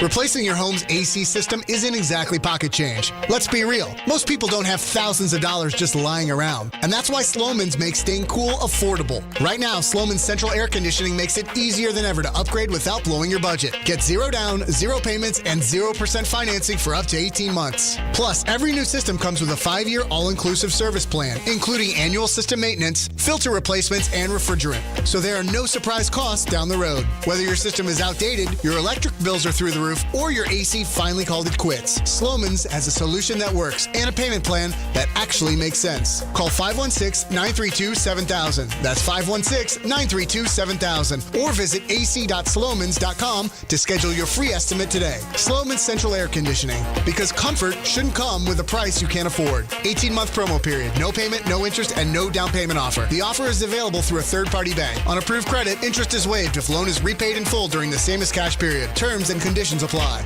Partner with Amazon Hub Delivery to earn extra revenue for your business with your business. Assist with local Amazon deliveries and get paid for each package you deliver. When you become a partner, you and your staff will deliver packages to customers in your area on a schedule that works for you. You'll gain extra revenue, increase exposure for your business, and connect with your neighbors. Plus, it's easy to get started with no delivery experience, long-term contracts, or startup costs required. If you're interested in learning more, visit Amazon.com/Hub Delivery. That's Amazon.com/HUB Delivery. Hockey fans, are you ready for the NHL Stanley Cup playoffs? Get in on the action throughout hockey's most exciting time of the year with BetMGM, an official sports betting partner of the NHL. From same-game parlays to live bets, you can call your shot during any play. Rooting for your favorite players? You'll find all sorts of markets for betting on any star's performance on any given night of the playoffs. You won't want to miss any of the action on the ice. Lock your picks in today for the NHL Stanley Cup with BetMGM, an official sports betting partner of the NHL. Sign up today to get started. BetMGM. Make it legendary. BetMGM and GameSense remind you to play responsibly. Gambling problem? Call 877-8-HOPE-NY or text HOPE-NY 467-369. See BetMGM.com for terms. 21 years of age or older to wager and physically present in New York only. Subject to eligibility requirements.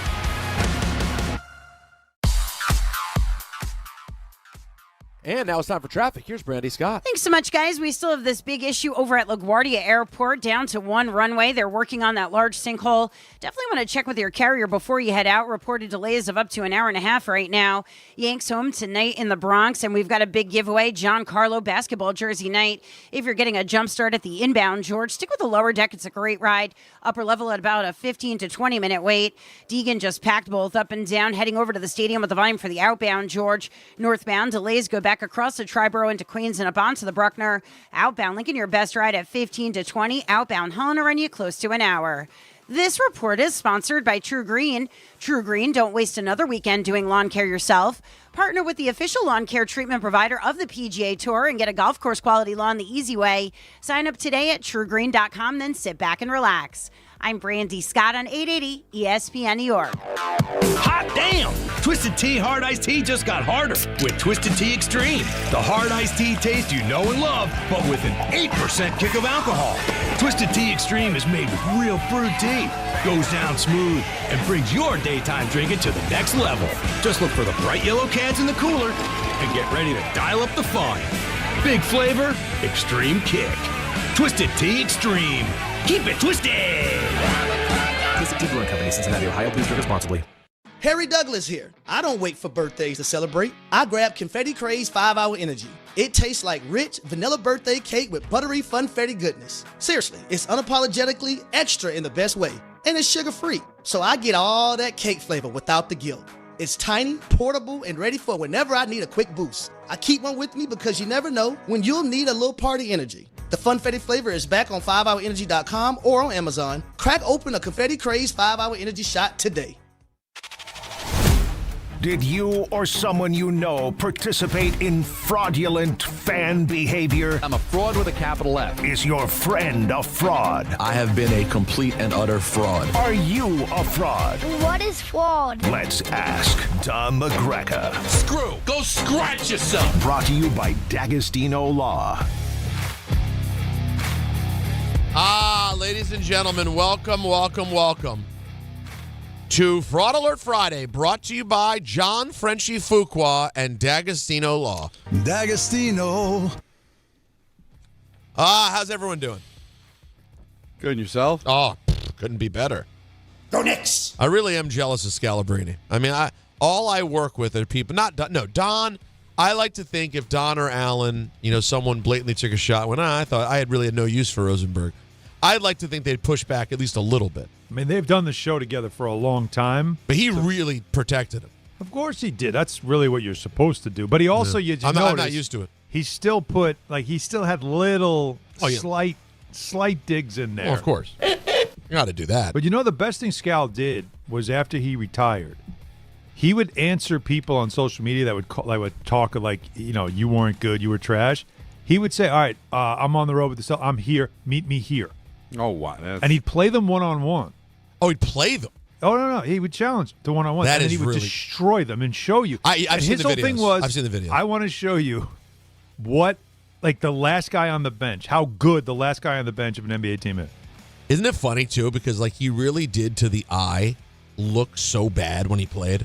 And then relative to a normal mortal human being. Smart. Yeah, but... Yeah, it comes up right away on YouTube. Brian Scalabrine 1v1. It's great. And I love and he had fun with it. He leaned into it and he had fun instead of being mad or instead of and then he went downtown and played the Messiah. You seen that? Yeah. The guy on the playground. And Don, this is this guy, the Messiah, who's like a street ball legend downtown. Who talks smack and he gets physical with everybody, just tosses people around. And Scalabrine's also physically a monster, obviously. He's a strong, big dude. I mean, I got to give the guy props. Yeah. All right, let's get into a little Fraud Alert Friday, if you will. Knicks fandom fraud questions abound. Oh, wow. All right, guys, I got a two-part Fraud Friday question. I'm from Connecticut. Okay. Grew up in a huge UConn basketball family, so college basketball was always bigger than the NBA in my house. I followed the NBA casually my whole life, but mostly just stars and big games, never really had a team. When I went to college in 2019, I decided I needed one. So, since I root for the New York teams and every other sport, I declared Knicks fandom before the 2020 season. What did he do? Did he sit down and have a press conference in front of his school? Yeah, he had a bunch of hats lined up, and he picked up the Knicks hat on. I declared. Yeah. Now 6 years. That wasn't a year to declare, I'll tell you that. Now 6 years later, the Knicks are really good, and I feel weird enjoying these last few playoff runs because I didn't suffer through the decades of misery that lifelong Knicks fans did. So I want to know, A, am I a fraud Knicks fan, or am I allowed to fully enjoy this run like everyone else? And B, at what point, if any, are you allowed to join the fandom of a team before they become so good that it's now a bandwagon join? I would love an official ruling. Thanks, guys. I love this. Drew. Yeah. I say no fraud. All right. He had not declared an NBA team. You feel it when you feel it. You figure maybe it's going to be young, but he was late to find it. As Alan just pointed out, he picked them up in a year that was not great. D'Agostino. So you can't call him a bandwagon jumper. He figured, all right, I like other New York teams. I'll root for the New York Knicks. So I don't think there's a certain date in which it has to happen if you just haven't declared, because he wasn't interested. His family wasn't interested in NBA basketball, just college basketball. That's going to happen. So he didn't just – if he picked the Knicks today – I'd have to say, well, you're probably a bandwagon jumper and maybe leaning more towards fraud. But with the information that was presented to me, the evidence tells me he is not a fraud. Wow. You love that. Like it. All right, here we go to the Honorable Chief Justice LaGreca. First, please let me say how much I enjoy your show. As a Long Island transplant living in Richmond, Virginia, he wrote parentheses, zipper key, who is also a diehard Jets and Mets fan. Okay. I listen to your show regularly, or a minimum. My condolences, by the way. Or at minimum, catch up with the podcast at night, just to feel connected to New York. For quick background, I have an 8-year-old boy-girl twins. I have 8-year-old boy-girl twins and a 5-year-old girl. How about that? My son, wait for it, Don, Declan. Wow. has declared himself a Patriots fan, much to my dismay. I think it started when he saw me yelling during a game. Unfortunately, he is quite the troll at his age and seemed to take that opportunity to root for the Patriots just to annoy me. To his credit, he stuck with it, and my wife encouraged this fandom by buying him a Drake May jersey, hat, etc. I hosted a Super Bowl party, and he insisted on getting Patriots balloons. I should point out that my wife has no NFL team allegiance, and having met in 2012 and watching me suffer through the current playoff drought, she has no desire to inflict that on our children. I've asked my son if he knows anything about the Patriots, and he said Drake May is their quarterback and Tom Brady is their best player. I asked him what he knows about the Jets, and he simply responded with, they always lose. It's hard to explain to him that things are finally looking up for the Jets. Yeah, it is, because I'm not even sure that's true. Wait, really? Yeah, that's what he said. He wrote that. I added my ad-lib. He thinks they're looking up. I know typically... they're looking up all right. Yeah, they're looking up at something. I know typically people ask for a fraud ruling, but in this case, I would actually appreciate more of an advisory opinion on how to best navigate his choice. As a dad, I want to be supportive and encouraging, but as a Jets fan, I'm disappointed, as this feels like yet another loss to the Patriots. Respectfully, Eric from Virginia. P.S. I want to give a shout-out to Peter, as I am also a fellow Maryland grad, class of 06, and College Park Scholar. So this isn't a ruling. This would be like you come back to my office and we have a nice discussion about how to handle. We're going to deliberate. Yeah, this is he doesn't want a ruling. He wants advice. My advice, just let it roll, because he's a Patriot fan. It seems like it was very organic, and just let it roll and see where it goes. If you force the Jets on him, he'll probably resent you and maybe not be a football fan. That's my fear with Marco and the Eagles. Like I've said before, as much as it would pain me for Marco to be an Eagle fan, it would be much more painful for him not to be a football fan, which is one of my favorite sports. So let it roll with him. He's 8 years old. That's usually the year that you want to see him declare. And if he sticks with it and it was organic, I say leave it alone. Because if you force the Jets on him, then it's not organic, and he might curse your existence later on, because the pain may stick for another 30, 40 years. Let it be, man. Let life be. I like this advice, Don. I like it. I don't know if I could do it, and I'd also like to add, if you're looking for some advice. You hungry, T? You want to send the kid for my jet fresh? Now, dear DHR, yes, this might be a Fraud Friday first. I'm calling out inanimate objects.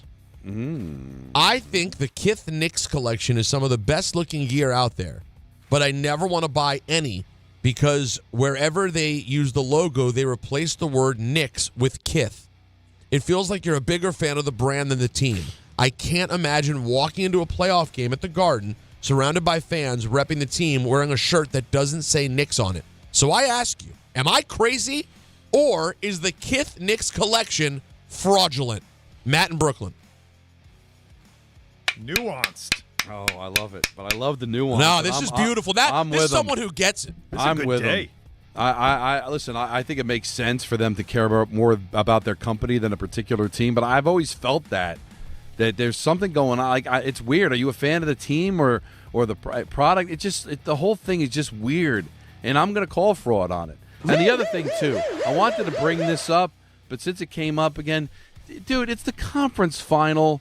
Can't we just wear our traditional uniforms? Amen. Especially, why not wear the uniform where you had one of the greatest comebacks in the history of NBA playoffs? That's when you want to change the vibe and put a different uniform. And you realize for the first 5 seconds of that game, I thought the Knicks were the Cavs? And vice versa? Didn't they look like the Knicks, the Cavs, last night? They're wearing basically the same uniform the Knicks wore in Game 1. And then you kind of adjusted your eyes. You realize, no, that's the Cavs. Were those the Kith uniforms, by the way? Was that the Kith that was design? the City Edition. Oh, it's just the City Edition. Well, why are you messing? It's not December against the Hornets. It's Game 2 of the conference final, and it's a traditional uniform, the orange and the white of the home, and you had a historic win in those uniforms the game before. What are we doing, Alan? What are we doing? Yeah, well, I mean, they're not selling jerseys, because that's not why you do it at that point. They have the rotation, and you pick them ahead of time. That's what happens. So they're in the rotation, and you pick them. Now, one thing to keep in mind, the players do have a little bit of a say. And if the players like a specific jersey and like the way they look in it, That jersey will stay in the rotation in the playoffs. But and so the black jersey that they wore last night, I'm with you. I am just telling you what happens with this, because I'm with you. I didn't like it either. To me, you get this far, just wear your traditional jerseys. But I do think the players who kind of like the look of the black, they might have said, I mean, look, in the 90s, the Knicks wore black sneakers, and no one did that. No one did that. Everybody wore the usual white, standard. They wore the black sneakers in the playoffs. It was a statement they wanted to make, something that looked tough. And this team, maybe they like those jerseys. They want them to be in the rotation, so they wore them in that game. But I'm with you. I think when you get to a certain point, can we just stick to home whites, road blues, and let's keep it moving? And also for the stuff like the kith of it all, I get you wanting to have the clothes, and like on a random day you want to go out and wear your kith Knicks stuff that says kith on it. Right. I think it's cool because it like shows you're repping the Knicks, but you're wearing a kith thing. But I also agree, like you're going to the game, don't wear the thing that says kith on it. Wear the thing that says Knicks on it. Come on, represent, man. That's what I would say. That'll do it for Fraud Alert Friday. Really good one. Really good day. I enjoyed that. It's brought to you by D'Agostino Law. 35 years of getting accident victims and Social Security disability clients every dollar they deserve. Offices in New York and New Jersey. 1-800-BITE-BACK. 1-800-248-3222. D'Agostino Law. Bite back. All right, we'll get back to your calls. Want to talk some Giants a little bit later on. Also, what's happened to the Yankee Bats? ENN at 6, Mets and Marlins at 6:30. Don Hahn and Rosenberg, ESPN New York. The Knicks. Out to Hart for a right-wing triple. Got it. Josh Hart's third three-pointer. He's the game's leading scorer. The Cavaliers. Runs a killing clock. Ball fake, steps in the lane and hits a left-hand floater to put the icing on the cake in Game 2. The Eastern Conference Finals. The Knicks back it up with a convincing win here in Game 2. Game 3 coverage gets underway tomorrow night at 7 on 880 and the ESPN New York app. The New York City Department of Correction offers countless career opportunities, from specialized units to leadership roles that support public safety and change lives for the better. It starts with one step: registering for the New York City Correction Officer exam. Earn over $109,000 after just 5.5 years. Benefits on day one, job security, pension at any age after 22 years of service. Go to nyc.gov/joinDOC or search Join DOC. One career, many opportunities. Registration ends next week. Take the test. I'm a dog, and my job is to make you happy. So I recommend Optimum Fiber for your home. It's famously fast, way better than flaky 5G home internet, which can slow down the more people or dogs are online. So switch to Optimum Fiber, starting at only $25 a month with a 5-year price lock. Call 888-4-OPTIMUM or visit Optimum.com today. That's 888-4-OPTIMUM. Gus, fetch. I gotta take that. Terms apply. See Optimum.com for details.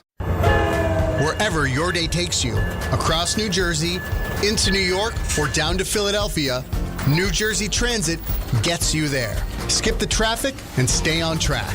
With busy travel periods ahead, plan ahead, check schedules, and allow extra time for your trip.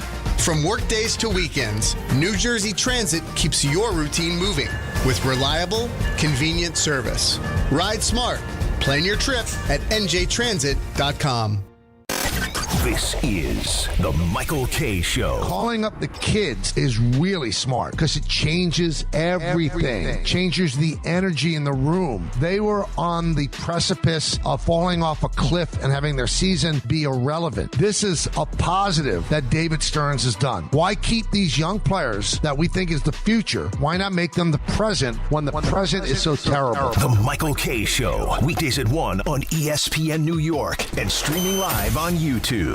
The NFL schedule dropped, and it's time to settle up. There's road trips to plan, hotels to book, tickets to split, tailgates to cover, and scores to settle. All the things for the season. But now, when you send $10 or more to a friend with PayPal by May 28th, you can win 2 tickets to every home game of your favorite team. Yep, the entire season. Visit paypal.com/P2P sweeps. No purchase is necessary. See websites for details, including how to enter by mail. Brought to you by PayPal, official peer-to-peer payment sponsor of the NFL. With Progressive Customer Service, there are lots of ways to connect with us, so you never have to miss a second of your favorite sport. Because you'd much rather watch a ball go through a net 124 times in 48 minutes when you don't really have to pay attention until the last 2, and then somehow those 2 minutes will take an hour. You don't want to miss all that. Luckily, you can chat with Progressive on our app, online, or over the phone without missing a single one of those times the ball goes through the metal circle. Progressive Casualty Insurance Company, affiliates, and other insurers. Not available in all states or situations. It's Rich Eisen for Pella Windows and Doors. Sometimes teams take a timeout to regroup and call the right play. When it comes to your home, Pella Windows and Doors always has the winning game plan. They do it every day, and that's why your neighbors trust them. Visit Pella.com/Eisen today. Right now, Pella Windows and Doors of New Jersey is offering up to 25% off windows and doors and 0% financing for 24 months. Some restrictions may apply. See store for details. Offer ends May 31st, 2026. Harry Douglas here. Game day brings the excitement. Your stay should feel just as memorable. With Marriott Bonvoy, official hotel partner of the NCAA and U.S. Soccer, you're connected to a portfolio of brands designed for how you travel. Some offer complimentary breakfast, others give you room to spread out, space to stay productive, or extended stay comforts. So whether you're a traveling fan or part of the team, Marriott Bonvoy celebrates the moments that live on before and after the game. Marriott Bonvoy, where game day checks in. It's playoff basketball. You got to do a little bit of everything. The intensity levels are at an all-time high. These are the NBA playoffs. Every team looking to make a run. This is incredible. Every player looking to make history. Give me all you got. Let's go. So tune in, because this is going to be unbelievable. This is exactly what we wanted. The NBA playoffs presented by Google continue on ABC, ESPN, NBC, and Peacock.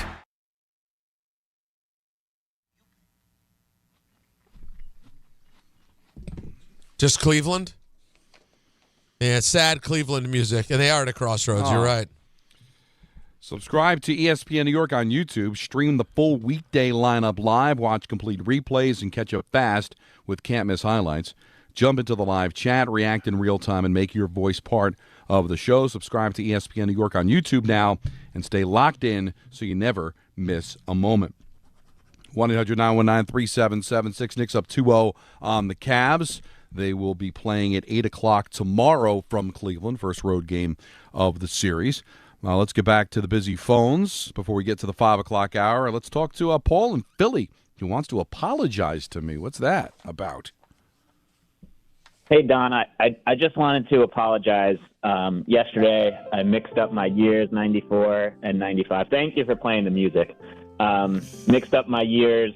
I apologize for calling you Hockey Boy. I got caught up in the emotions, and while I'm making this apology, I also should apologize to Peter as well. Last year I called and said he proved his baseball chops. So I've reflected. I've thought back to my mistakes, and just wanted to say I'm sorry, and I love the show, and keep up the good work.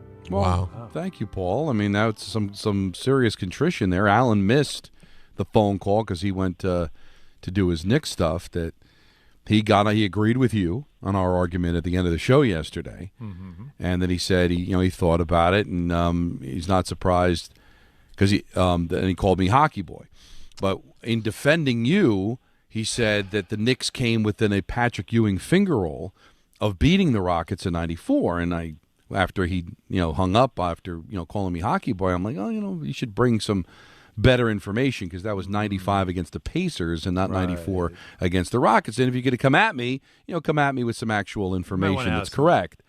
But Paul, I do appreciate the apology, and thank you for the phone call, and no need to apologize. It just Can I apologize? In what sense? Music.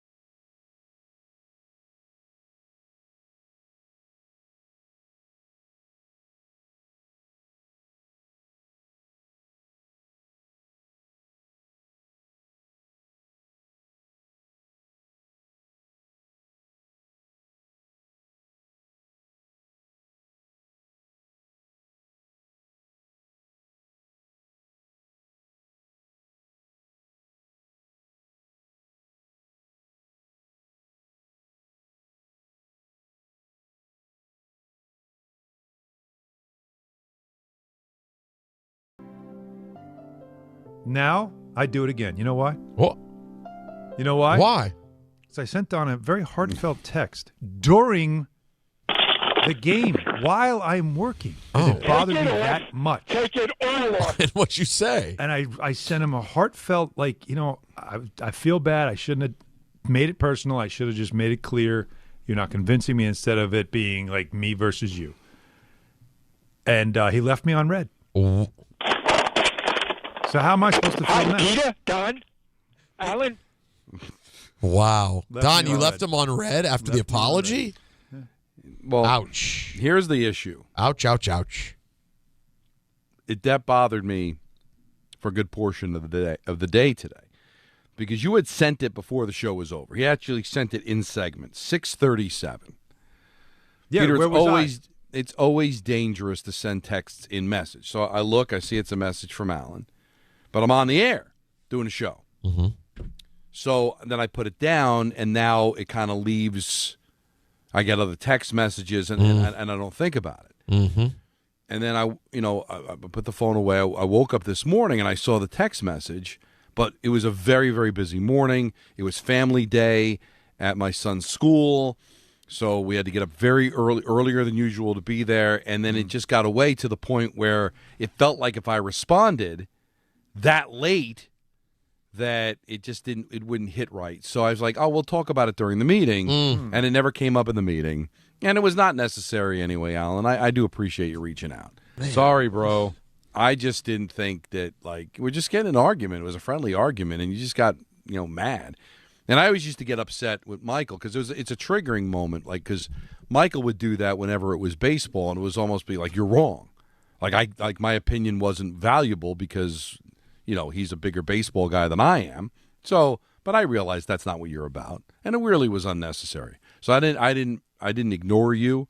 It did bother me that I didn't get back to you, but there was extenuating circumstances, and I do appreciate you taking it to the air. Wow. So that I could say to you, this is beautiful. I'm sorry that the whole thing happened. We should be able to get into healthy, fun debate on the air without everybody just getting so upset. Well, it wasn't that bad on the air. Agitation was the you guys. source. I sense some agitation. No, but agitation's fine. No. I'm willing. It wasn't to who go. I was talking to. It was what I was reacting. It was who I was reacting to. I just yelling at each other. That's fun. That's sports radio, man. I think it's great. I never take it personal that Alan disagrees with me, but I think it has to be under the assumption that, hey, it's just opinion. Nobody's right or wrong. Alan wasn't wrong to say that 94 would be worse than the Cavaliers, and I'm not wrong for thinking that. Wrong. I was wrong for saying you were wrong because that's not the right way to do it. But Peter knows that when I'm mad, and I don't think I was really mad, Peter. Well, I felt like after the argument ended, you sort of seemed more mad in post-mortem than you did at the time. And it seemed like you were... It seemed like you were reliving a trauma. Well, no. Well, what really got me was then when I started to get phone calls from people, and Peter, or who called Paul from Philadelphia, calling me, because I'm just a hockey guy. That let me, because people, how I feel when I get called that. Yeah. Whether I get called that by executives at ESPN or get called that by fans, it bothers me. It's ignorant. And I won't stand for it. Let's break. I don't want to go deep into the 5 o'clock hour. Stop yourself. Stop. Man. Next time, maybe you'll do a better job. That's radio anger, because I can hate myself so Michael K. with the best of them. And that's when I dropped the HD. HD? Yesterday. Yeah, remember? You dropped an HD? We're not saying it again. We're not going to say it again, but I called, I said, because I'm a hockey D. Remember? Oh yeah, I remember what HD means. Because I was really in a way, but more mad at Paul from Philly, and then he even called to apologize. Isn't this a great beautiful? Day, but. Well, again, though, the one thing I won't tolerate is leaving me on red. So we got problems. Yeah. So now the beef's back on. Well, no, you got to get over it because you know what? We got stuff going on, man. No, don't text during segment. You know how many people, important people, I haven't gotten back to because they text in segment. It's a Peter, weird back rule, me up isn't here it, because you're a Peter? radio guy. How about I text when I'm feeling it, especially as I'm preparing for a show and I'm feeling. I'm like, I got to get this out because if I don't, it's going to get away. The night's going to get busy, and I'll forget to do it. And I don't want to forget to do it because it means that much to me. I showed you the value of you. Right. And your response And I read was, I'm working here. So, Well, I was. I get it. This is. But it's not I don't like intentional, where but- this is going. And then it went to, you know what?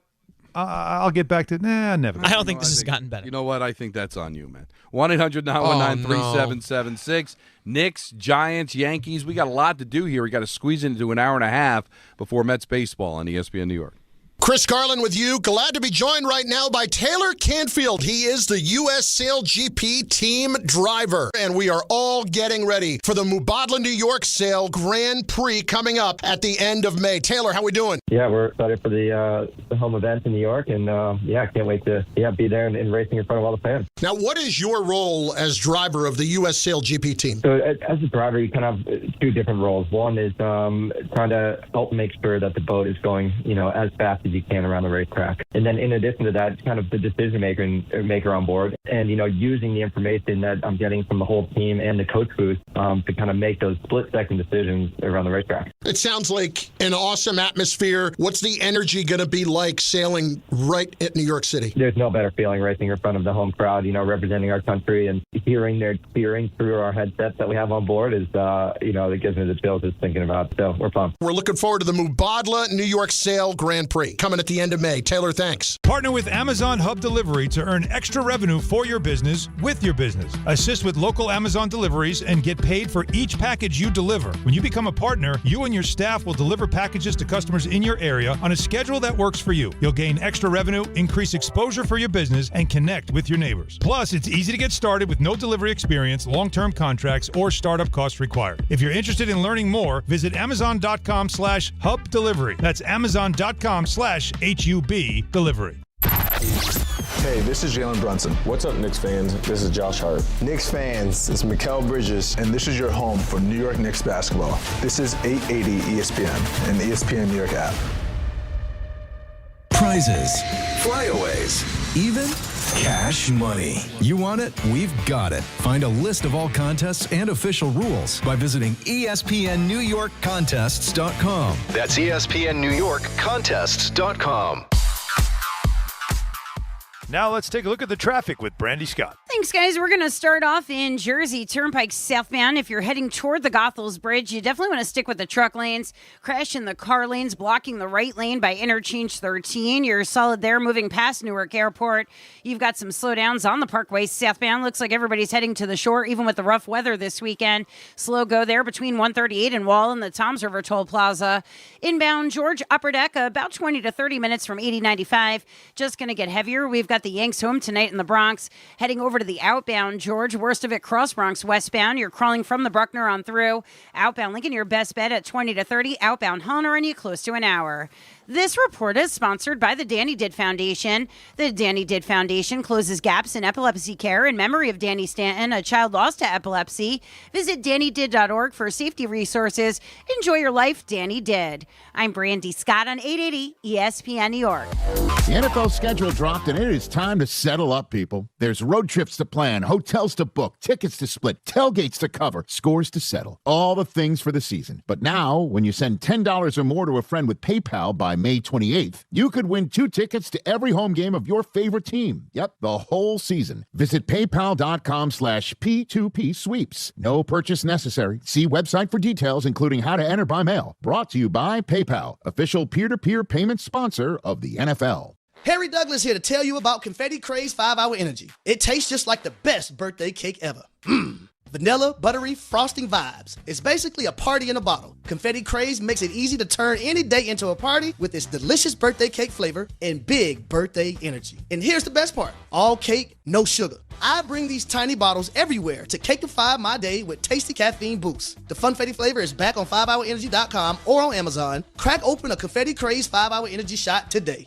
ESPN New York, now streaming live on YouTube. Subscribe today and watch the show. WHSQ and WCBS-FM HD2, New York. Game Time is brought to you by Tullamore Dew Irish Whiskey, because when it's game time, boys, it's Charlie time. Yeah. It's Tully time. Mets Marlins, like you read about. Coverage immediately following us on 880 at 6:30. Yankees open up a series with the Rays at 7:05.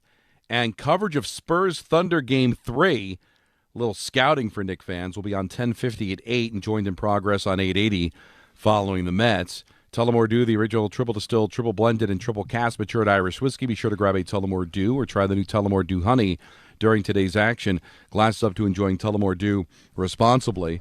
So the Knicks are 2 wins away from going to the finals for the first time since 1999. Now, Pat Riley said this, and we always bring it up. Kind of like when Bill Parcells, you are what your record says you are. We always credit Bill with that. We always credit Pat with, a series doesn't change or turn until a team loses a home game. So I think there's something to that. So let's see what the Cavs can bring to the table tomorrow.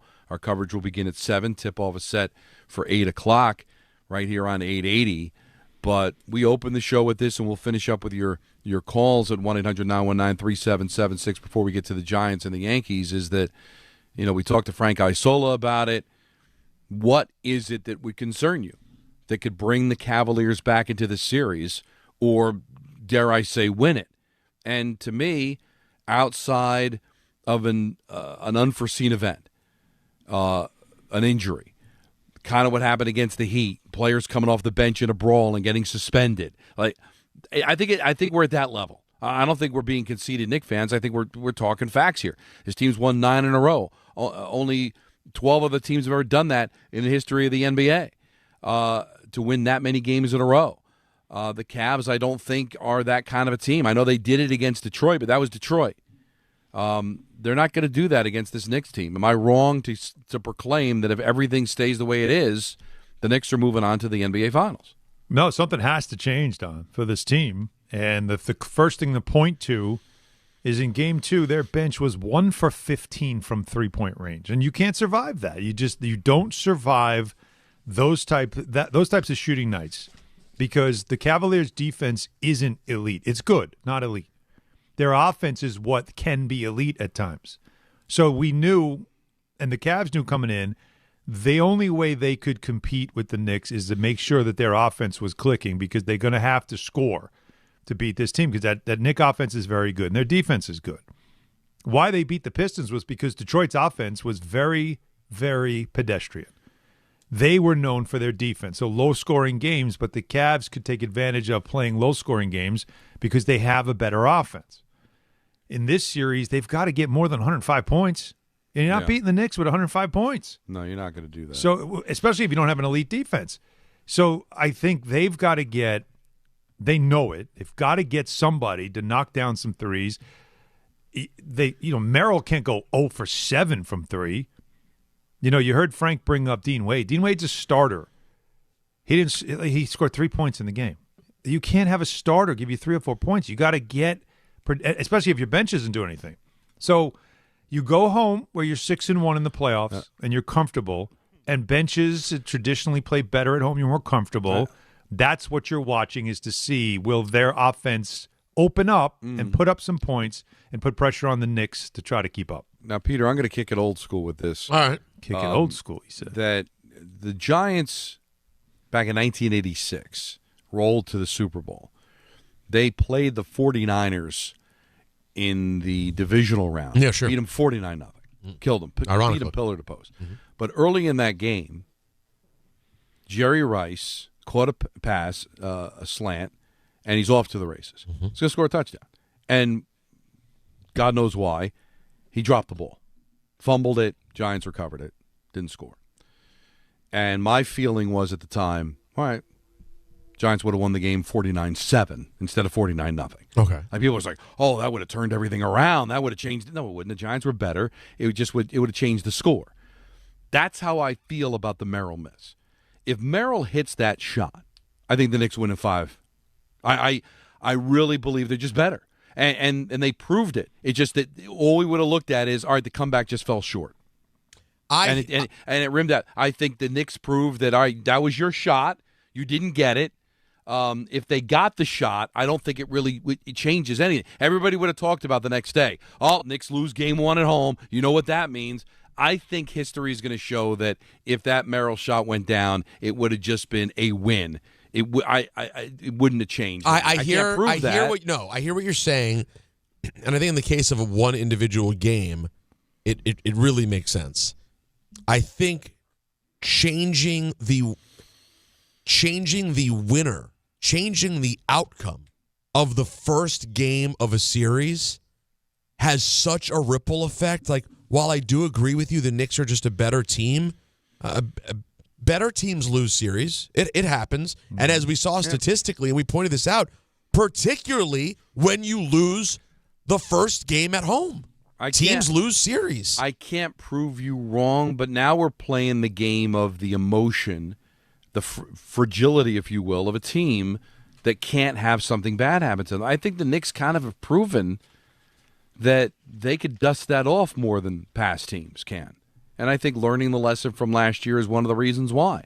Seeing this whole thing started, this whole streak started, Alan, after falling behind 2-1 to Atlanta. Right? I think that was the old Knicks. If this team is what I think it is, I think that I can't prove it, but I don't think it would have been the same old Knicks if that shot fell. What do you think? No, I don't, and I think you're right. And remember, the two losses they had to Atlanta were by 1 point each, and they had same as Sam Merrill. They had a chance to survive that game 2, where they gave a lead away. If they had just coincidentally, Josh Hart had that corner 3. That if he knocks that down, we're talking. I think it would have made it a 4-point game. That would have put the game away essentially. But they don't hit that shot. And then the second game is the same story where they don't get the opportunity to score late, and because of it, they lose the game by 1 point. That didn't crush them; it just galvanized them. I'm telling you though, this goes beyond with the Cavs. This goes beyond a talent thing or a try harder thing. This goes to, I think. I think they're wringing out as much as they can out of this team. To get out of the first round, they had to go 7 against the Raptors team that was good, but not that good. And then they went 7 against a Pistons team that was number 1 in the East, and yet looked like they had flaws that the Cavs wanted Detroit. That's why they wanted to be on that side of the bracket, because they knew how to beat them. They knew what to do. This is a different animal for them. And so, do I think they're going to get a home game? Of course I do. But I don't know if it changes the fortunes of how they feel if, game 1, they were able to hold on. So I think that was for the Knicks just a rust game, a bad game. But they went into the series pretty confident in what they needed to do against this Cavs team. It's not going to be easy, but it never is supposed to be.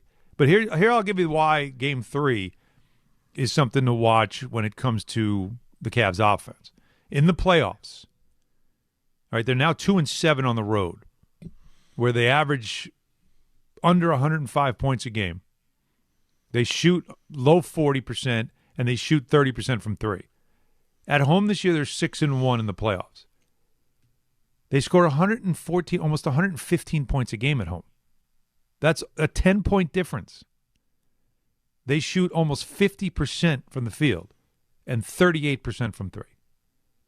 So it's as simple as they're very much a team that likes to play at home, and they're a team that will play better at home. The caveat I throw out at you guys is, what did we learn about the Knicks and playing on the road in the playoffs? That they know how to beat teams on the road. It's almost what they do exclusively. Yeah. They close series out on the road. It's what they do. So that's where the rubber meets the road when it comes to this weekend.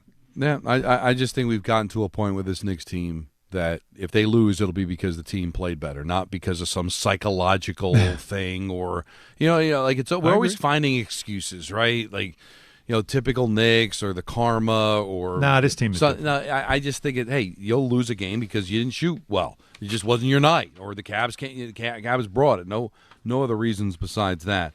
1-800-919-3776. Always nice to talk to Spike in St. Pete. You're on ESPN New York. Well, I listen to everything. You're like a bunch of brothers having a brotherly spat. I love it. I love your coverage. Yeah, I watched 8 quarters of the Cavs. To me, it's so simple, Alan, and you may agree with me or not. I've never seen the consistent inconsistency of Jared Allen and Evan Mobley. Yeah. Evan Mobley didn't take a shot in the second half last Doesn't night. make sense. Didn't take a shot. Mm-hmm. It doesn't make sense. Now, here's what I see on the screen. I watch a lot of defense. I'm a UV guy. They're on the screen. They're moving. They're setting their picks. They're setting their screens. They're going after. They're slapping at the ball for 3, 4, 5 minutes. Then you don't see them. They're off the screen for 12 minutes at a time. There's no consistency there. And if you're depending on the backcourt, Donovan Mitchell is got either an ankle tweak or something, but the fatigue setting in. And I said Harden's washed, not offensively. He's a liability on defense. And That's White clear. Kenny's coming to his aid. I guess he has to do that. I guess Dan Gilbert extended the contract. I think if they're going to win, it's the old adage. You've told me this 1,000 times. Bench players like the Rims, they shoot better at home. Sure. Maybe they'll win a close game tomorrow. But what I've seen with the team that we love so much is they've got more gears on their bike than anybody else. And I've seen them shift gears, change strategies, go from the hub or the elbow, or go from the corners. Anunoby's cutting better. Josh Hart almost came out and banged his chest like Tarzan, and I'll shoot him. He was brilliant. And I've seen the guys come off. That was all starters yesterday. They did 90% and they played about 80% of the minutes, and they did about 90% of the damage. They have other gears to go to. The Knicks are not even close to playing near the best they can play. And one last thing. I'm going to watch the game tonight very, very carefully. I know you hate it. Well, maybe you don't hate it when I go through this official thing, but it bugs me up. When I said Mark Davis took the Pistons' weapons out, you didn't agree with me, that's fine. Let's see how he referees, because both of these teams do the same thing. They send their subs in, they swipe at the ball, and you saw Zach last night, not because we had some fun with him. He established the game, and it was fine. Am I wrong? No, it's true. Everybody kind of understood what was going to be called, and that in the beginning there was some grumbling about the amount of whistles, but once the players adjusted, the whistles slowed down. It's true. Let's go to JT in New Jersey. You're on Don Hahn and Rosenberg. Hey, fellas. How's it going? First, Donovan Mitchell, I don't see anything with an ankle. They just went through 7 with the Raptors, and then another 7 against the Pistons, back and forth, home and away. Eventually, like Spike just said, fatigue's going to set in one way or the other. To my point, though, so for the Knicks, the starting 5, man, the unselfishness, that's kind of been the theme all year. They play their roles, and every night, 1 or 2 guys is going to shine. That's what we saw last night with Hart. We see it with Brunson and Towns on a daily basis. Bridges has his nights. That seems to be the team's identity. And it feels fun in that sort of way, like before the Big 3 era, they're kind of playing as a whole team. It's almost nostalgic. It brings you back to an era before they just had throwing them up like every night. And another thing, I think the Knicks have the most underrated bench in the entire league. And ultimately, this all goes back, I think. We got to give credit to Mike Brown. For some reason, I feel like he falls to the wayside in all this. And he's done nothing but all season, he's got these guys rotating in and out. They're getting rest, and we're seeing the product of that on the court now. We see everybody's fresh. Everybody comes in. They're ready to go. They're ready to step in. That goes back to Mike Brown. That's a complete shift in philosophy from what we saw with Thibodeau, and now we're seeing it with Brown. That's and the fair. second thing is, the second thing is with Brown, I think that he's got him playing this no panic ball. He must be out there saying guys, if you get down 10, if you get down 15, do not panic. Just keep with the defense, keep with the pressure. And we see how tough this team is on defense, and they just keep at it, and then they come back. We see it time after time. And I think that's got to go back to Brown, I would give credit to the veteran players, too, who have been through a lot of wars, and they just don't panic because they've kind of been there, done that. There's not much they haven't seen other than the NBA Finals at this point. So I think you do credit the experience of the team, which is why, as a fan, while losing to Miami and losing to Indiana and then losing to Indiana again, and Like, those suck, right? Those are terrible experiences. But it's how you write the story to get to a point like this where it's sort of like it's not much they haven't seen or done or been through or experienced. So that's that part of it. I think there are times Mike Brown is willing to listen to players when he puts out lineups. He's willing to try things. And there's times during a game where you're like, that's not working, but he's trying it. He wants to see, does something happen here? He'll put a lineup together. He's trying to find something. And what he's willing to do, which, guys, as we know in professional sports, is not easy, and no matter what the sport is if he's got 5 working, he's not going, but Jalen's a starter. I got to get him back out there. Or, Cat's a starter. I should have him out there. Josh is a starter. He should play. Bridges is a starter. He should be back out there. No, these 5 guys are working. I'm going with them. Lang and they all understand. Like nobody feels a way. They're just like, well, that's just the way it's been here. Yeah, I don't think people have left, Mike Brown by the wayside. I just think that, there's so much going on the court, but it's hard not to give him credit. He's managed it well. But I think you'll start to see it because they've gotten as far as they went last year, right? We talked about this at the beginning of the series. They had 2 wins. You're absolutely right. This is literally where they were. So, getting past this series, I think he'll finally start getting his flowers because now you'll actually see the benefit of why they made the change. They wanting to get him over the hump, they would be over the hump. They would be where they had not been since 1999, and obviously if they win the whole thing, for sure, he will get the credit. But I think it's a little slow because after, believe it or not, we're right where we were last year. Exactly. So how many wins you have last year?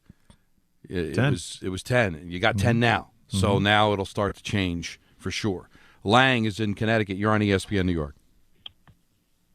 Yeah, hi. Good evening, gentlemen. This has been quite the ride. I'm enjoying every moment of it. I'm savoring it all in, relishing. I'm enjoying the journey. With that being said, I want to look at things a bit strategically. And Alan, I understand you take things day at a time, but it doesn't mean we can't kind of look a little bit ahead. Don't. So if the Knicks come out tomorrow, don't do it.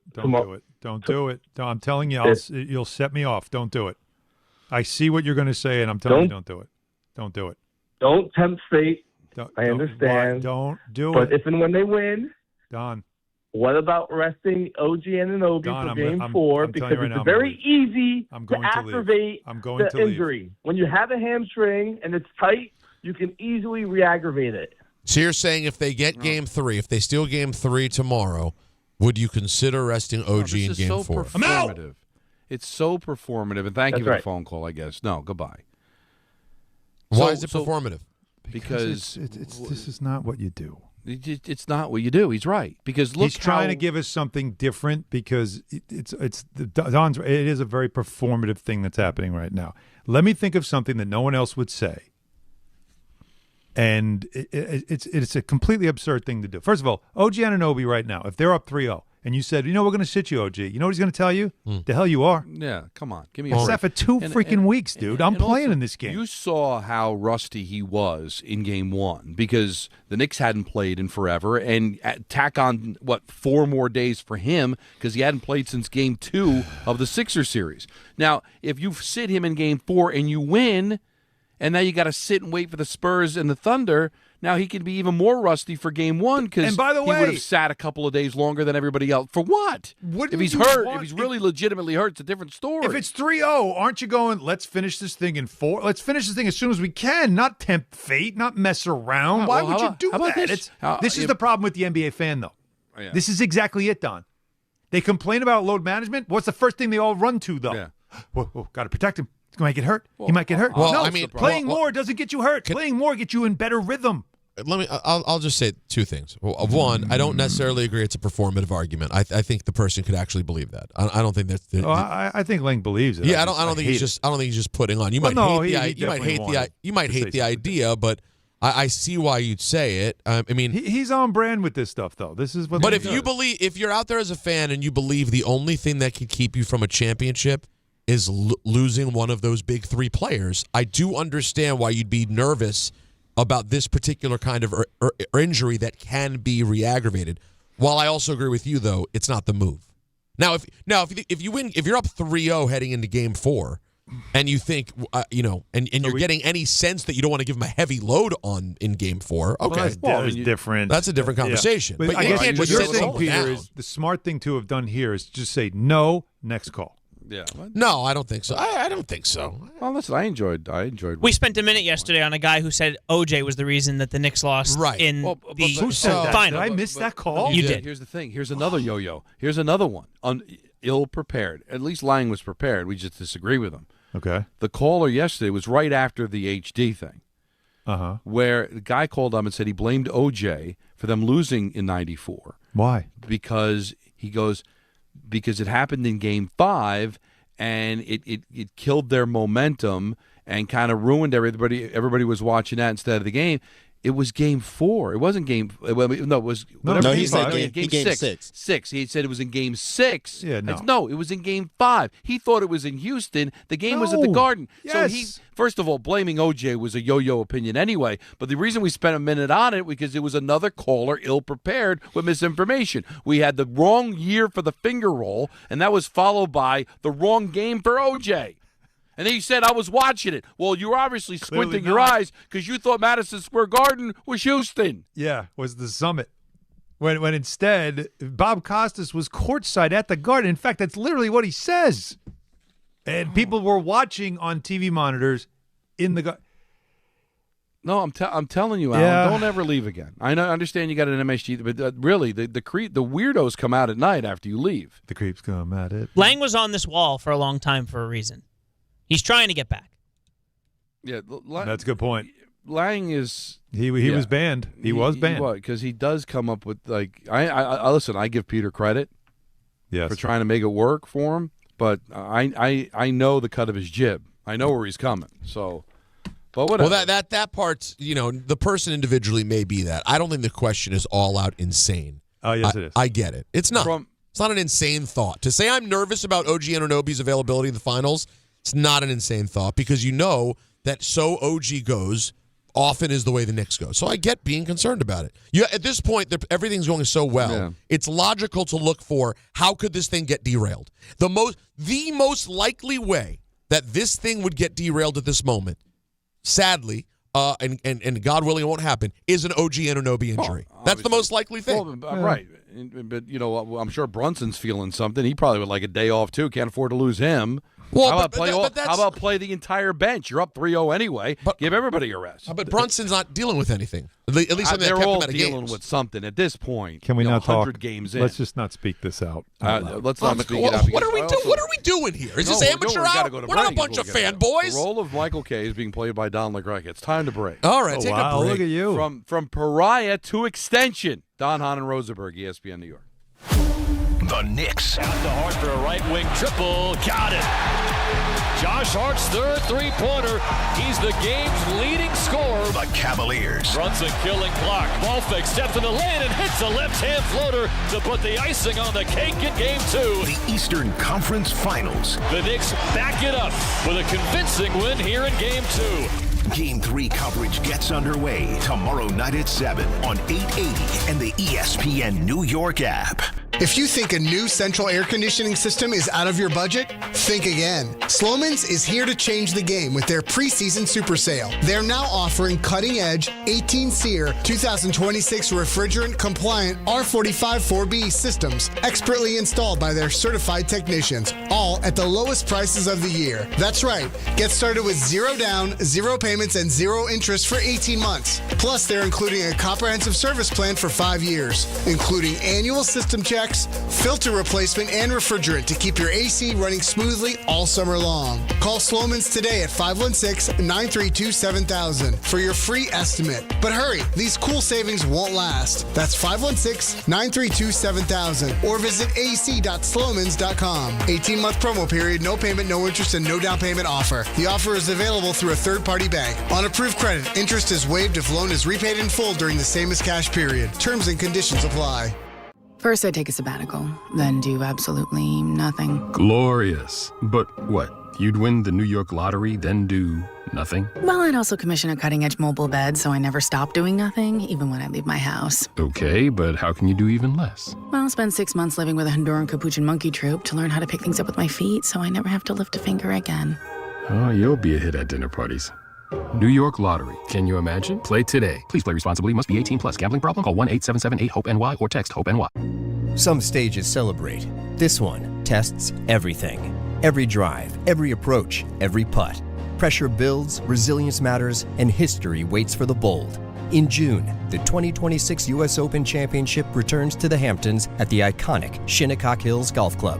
Experience the world's best golfers as they compete on one of the sport's most storied stages. Daily tickets are available now on SeatGeek. Don't just watch greatness. Experience it live at the 126th U.S. Open. It doesn't matter if you're running drills at the park, playing pickup on a Saturday, or sinking the final putt. When you compete with your friends with Michelob Ultra on the line, competition isn't that friendly. The trash talk, next level, and the stakes, oh, those are crystal clear. With only 95 calories and superior smooth taste, it's the ultimate trophy. Superior is worth playing for. Michelob Ultra, superior light beer. Enjoy responsibly. Copyright 2025, Anheuser-Busch Michelob Ultra Light Beer, St. Louis, Missouri. Okay, girls, ready to go? Yeah! Mom, I'm hungry. Can I have a snack? Me too, Mommy. You want a snack? Yeah! Got it? Children learn from our behaviors. Mommy, can you open this, All right, hold on 1 second. Okay. Okay, here. Thank you. They learn what is okay from the adults they see. Mommy, are you on your phone? If you're a distracted driver, chances are they will be too. What kind of driver are you raising? Funded by the Governor's Traffic Safety Committee. Now let's take a look at the traffic with Brandy Scott. Thanks, guys. Yanks home tonight in the Bronx and a big giveaway. John Carlos Stanton basketball jersey night. If you're heading that way using the inbound, George, stick with the lower deck if you can, about 5 to 10. Upper level, a 20 to 30-minute ride from 80-95. Better from the 4 and 46 approaches. Deegan just heavy in both directions, heading over to the stadium with the volume for the outbound, George. Southbound, pockets of slowdowns from the Mosholu on down. Outbound, Lincoln's still your best ride at 15 to 20. Outbound, Hahn already close to an hour. Just jammed on the Staten Island Expressway westbound, heading over to the West Shore from the Verrazano. Turnpike Western Spurs southbound in Jersey, hitting the brakes, heading over to Route 3. Crash in the right lane. You're solid from the Vince Lombardi. This report is sponsored by True Green. True Green, don't waste another weekend doing lawn care yourself. Partner with the official lawn care treatment provider of the PGA Tour and get a golf course quality lawn the easy way. Sign up at truegreen.com. I'm Brandy Scott on 880 ESPN New York. This is the story of the one. As a procurement manager for a hospital system, she keeps every facility in her network stocked and ready. That's why she counts on Grainger to be her single source for thousands of products, from disinfectants to lighting, air filters, and more. And with fast, dependable delivery, Grainger helps her keep every facility stocked, safe, and running smoothly. Call 1-800-GRAINGER, click Grainger.com, or just stop by. Grainger, for the ones who get it done. The NFL schedule dropped, and it is time to settle up, people. There's road trips to plan, hotels to book, tickets to split, tailgates to cover, scores to settle. All the things for the season. But now, when you send $10 or more to a friend with PayPal by May 28th, you could win 2 tickets to every home game of your favorite team. Yep, the whole season. Visit paypal.com/P2P sweeps. No purchase necessary. See website for details, including how to enter by mail. Brought to you by PayPal, official peer-to-peer payment sponsor of the NFL.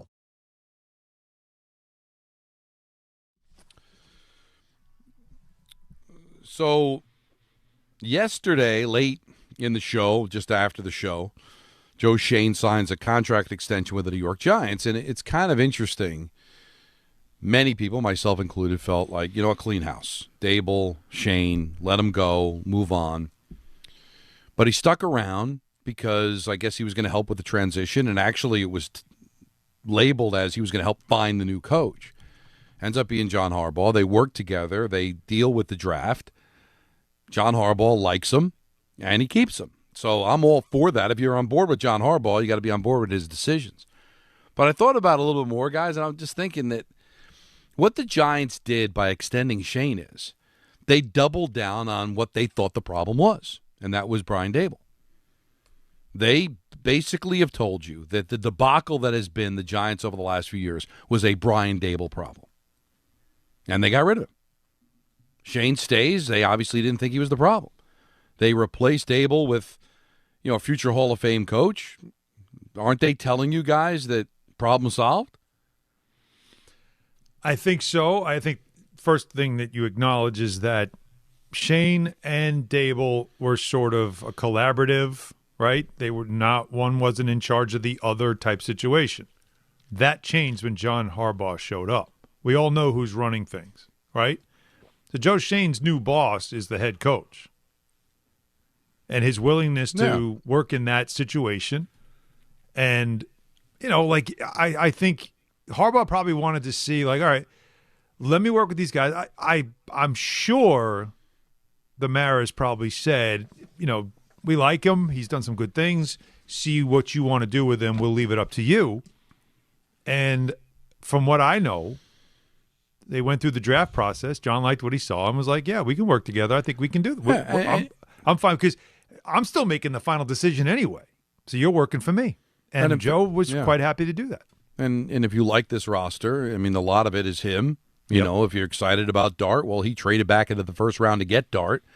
You're excited about Nabers. Hopefully he'll be okay. It's not sounding great about him being ready for the season, but from a career standpoint, you're happy he's here, and he drafted him. So I don't think there's reason to celebrate the extension by any stretch of the imagination, but I also don't think there's any reason to continuity, stability. You don't put any value into any of that stuff? I mean, except it all gets thrown out the window. If things go really bad, they'll end up getting out of it anyway. It's like if things all go bad, they're tearing it up. But don't you think that Harbaugh would come in and if he just does, I'm not vibing here, I'm not feeling this, like he would like, all right, we'll move on. Well, I guess the best part, Don, to Alan's point would be it shows that they're at least good with each other. So the head coach and him like each other, and that's a positive. To know that there's some gel there is good. Yeah. And I guess that's, if you believe in John Harbaugh, then I guess you got to believe that him wanting Schoen to stay has some value. Ray Robertson Harris, defensive tackle, out for the year. That's not so now great. The Giants have lost two. Obviously, they traded Lawrence, and now they lose Harris. Now, Harris played every game last year, but he didn't have a great season. There's a reason they got him for $4 million.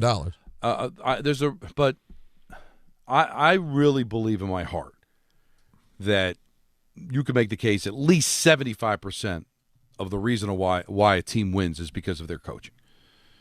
And I think that Harbaugh is going to figure it out. Now, I also think people are silly to think all of a sudden they're going to win 10, 11 games and win the division. I mean, I think it's going to be a little bit, maybe not a slow burn, but it's going to take a while for them to find it. I think they'll be successful this year to a point, but the roster is the roster. But I have faith that Harbaugh will figure it out. So I'm not going to get nuts with every injury, with every lost player. I think Harbaugh knows enough what he's doing that he'll be able to piece together a team that's going to be a lot more competitive than it's been over the last few years. But losing Robertson Harris is not insignificant at all. Of course not. Here's a guy that was, Jordan Renan said he's probably the starter at D-tackle. Right. And so you now have to find a starter. And I know they signed. Remind me, they after they made the trade, they signed a veteran, and I'm trying to remember the name. Yeah, it's slipping me right now. I'm so in basketball mode. Yeah, but still, like that's depth you need there. It's a starter and it's depth that you need at that position. That was already a bit of an issue for them to stop the run. So it is an area now where Joe Schoen, now with his new multi-year contract extension, is probably got to go find somebody. Yeah, and you didn't lose this guy in the last preseason game. You lost him in the middle of May. I mean, so there's plenty of time to be able to good get D tackles don't grow on trees, my man. No, they don't. That's why they get paid what they get paid. Yeah, but also we're talking about a team that had both Lawrence and Harris on a team that still couldn't stop the run. So there was a lot of issues with this team, and I think most of it was coaching. The Giants are telling you that it was coaching based on the decisions that they made, especially on the defensive side of the ball. So we have that. What about the Malik Nabers stuff before you get to the Yankees real quick? You know are what? you worried about that? Because now all of a sudden it's not, first we were told, it's just a cleanup. Now all of a sudden it's not that simple of a thing. And, he is working on rehab, but John Harbaugh's not really sure how soon he'll be available. No one is committed to him being ready for opening day. Wow. Opening day meaning week 1? But we've been hearing that. Yeah, it's been sounding like it's been sounding like a month into the season for a while now. And if you're talking about doubt for the season in May, and now I got to wonder, when are you going to be available? Yeah. And how much of an impact can you have on the season if you're going to miss maybe the first few games, which means you missed the training camp, and now it's going to take you a few more games to kind of get going, and all of a sudden we don't actually have Malik Nabers at 100% until like November. That's a problem. It's a problem for your young quarterback. It's a problem scoring points. I don't want to be that guy, and I don't want, and I don't feel like having Tessa Thursday. I don't feel like having Tessa call to yell at me. Oh boy, because it'll sound like I'm here to just poo-poo the Giants, and I'm not. But to go into a season super excited about the offense of this team, led by a quarterback who showed some things, but I remain one of the holdouts who does not think he's a bona fide Hall of Famer yet. I think we've got some work to do before we know you have the guy. I don't think anybody's calling him a Hall of Famer. No, you know what I'm saying? No, I don't think you know he's your forever starter. I think. Listen, as I just said to Anthony during the break, if the jury is still out on Jaden Daniels, the jury's still out on Jackson Dart. Of course. So we don't know 100% we have there.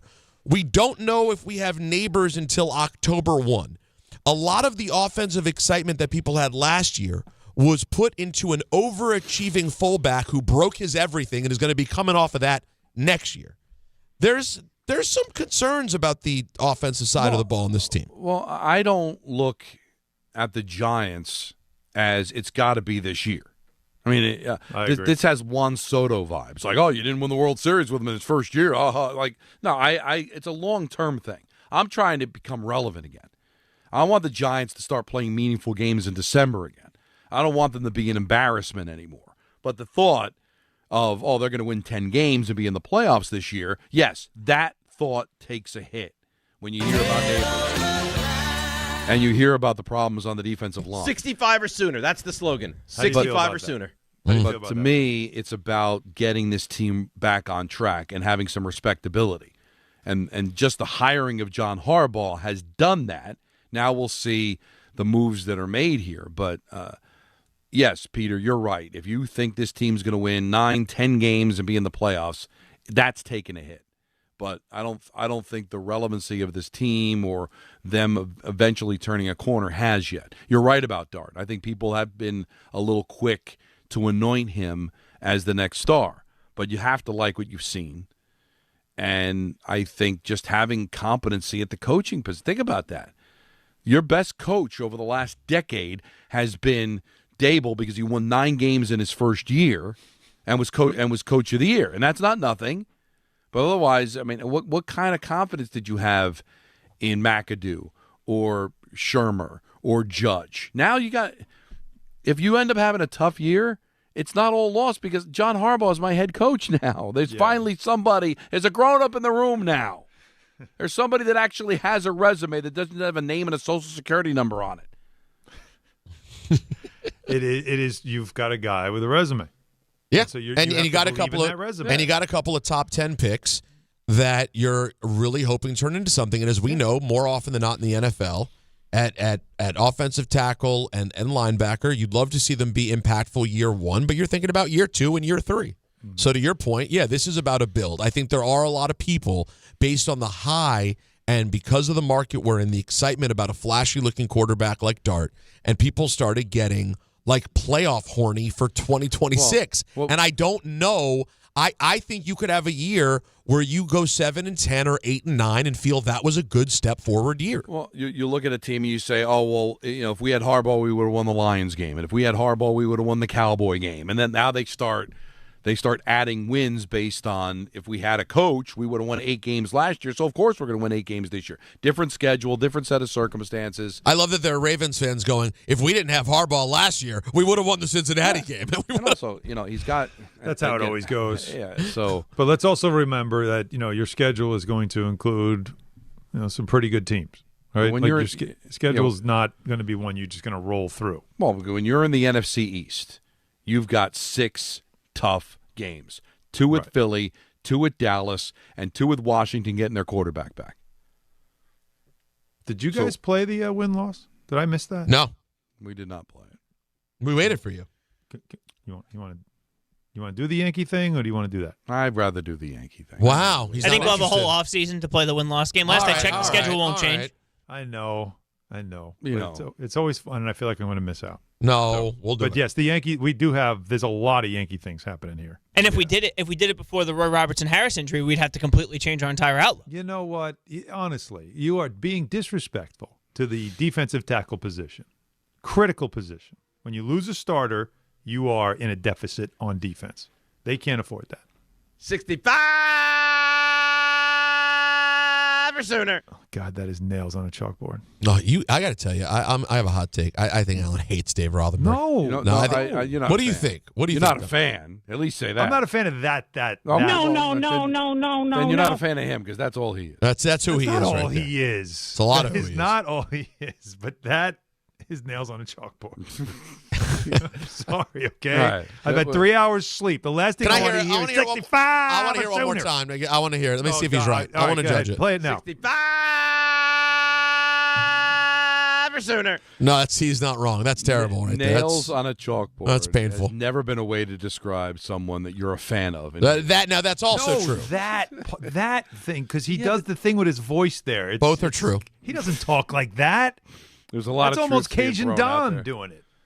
Oh, we love What? Cajun Don. Okay, so Cajun Is Cajun Don nails on a chalkboard? No. I see. boy. Again, guys, don't take advantage of me because I'm sleep deprived, okay? Because now I got no filter. Be careful. Dump button, get ready. No, that's funny. What I mean is he's got like a little southern thing going on when he does it.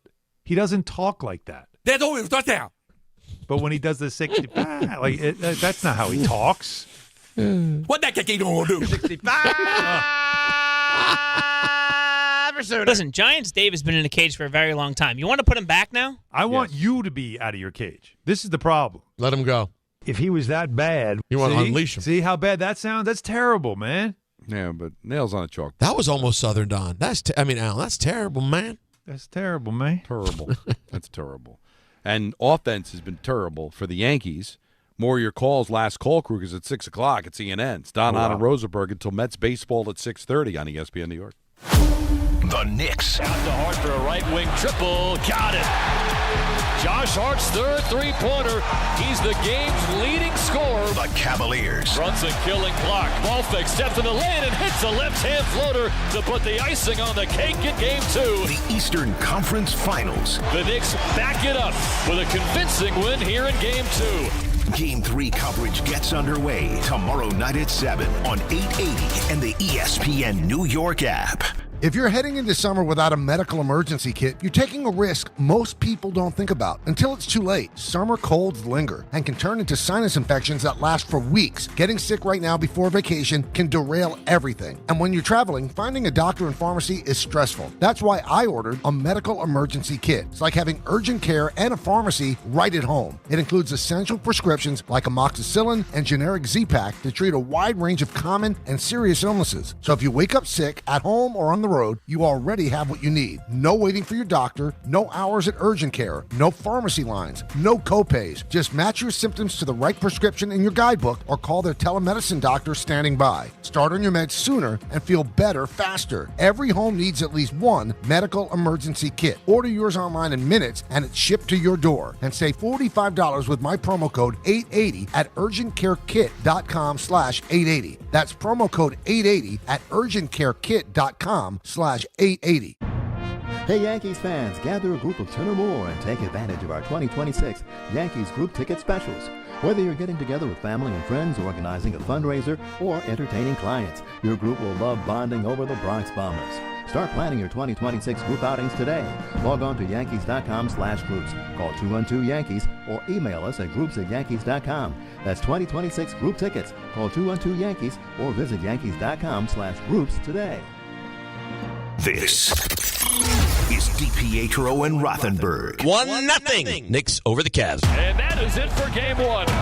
The Knicks just became the fourth team to win a playoff game after trailing by 20 points in the fourth quarter. Let's go, Knicks, baby! Let's go, Knicks! There was a 0.1% chance the Knicks were going to win. It was sexy. Oh. Let's go, Knicks. We took their soul. It's the biggest comeback win in Knicks franchise history in the playoffs, and they storm back to force overtime and win Game 1.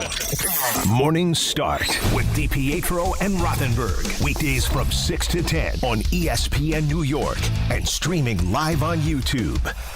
Hi, this is Don LaGreca. Just like the New Jersey Devils protect their home ice, Viking Pest Control protects your home. And I know because I use Viking at my own place. As the pest control provider and proud partner of the New Jersey Devils, Viking brings 45 years of trusted experience and expert service to keep ants, cockroaches, stinging insects, rodents, and even mosquitoes out of your zone. Their local team builds a personalized game plan that actually works. And when you bundle pest control and mosquito services, you score big savings. One call, one company, total peace of mind. Visit VikingPest.com. Protecting your home inside and out.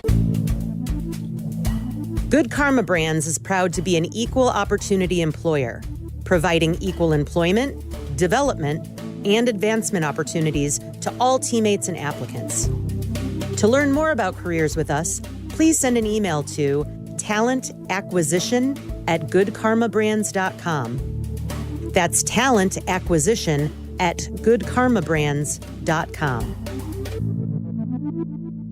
It's Rich Eisen for Pella Windows and Doors. Sometimes teams take a timeout to regroup and call the right play. When it comes to your home, Pella Windows and Doors always has the winning game plan. They do it every day, and that's why your neighbors trust them. Visit Pella.com/Eisen today. Right now, Pella Windows and Doors of New Jersey is offering up to 25% off windows and doors and 0% financing for 24 months. Some restrictions may apply. See store for details. Offer ends May 31st, 2026. Empower. After wanting one for years, Kevin is finally enjoying his new hot tub. This is the life. He worked with Empower to help him get good at money, so now he can be a little bad. Oh, no, not my phone. Oh, Kevin. Kevin's phone may be in hot water, but his finances aren't. Invest well, live a little. Start today at Empower.com. Another dominating step towards a championship. And for the second consecutive season, the Knicks are on their way to the Eastern Conference Finals. Will this be the year the Knicks punch their ticket to the NBA Finals? Inbound stolen by McBride, and then Brunson buries a far corner three. 5 points for Brunson in about 3 seconds. Thanks to all our New York Knicks partners this season, including ZipRecruiter, Amazon Hub Delivery, Princeton Jeep, and Food Bazaar on ESPN New York.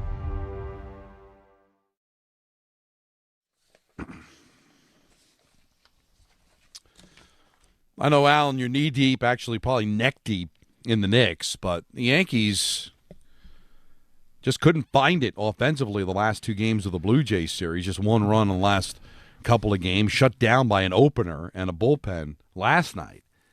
And, Judge is really feeling it. So yes. This is a big series coming up starting tonight against the Rays because if they don't get it going, you already got a lead, 4 in the loss column.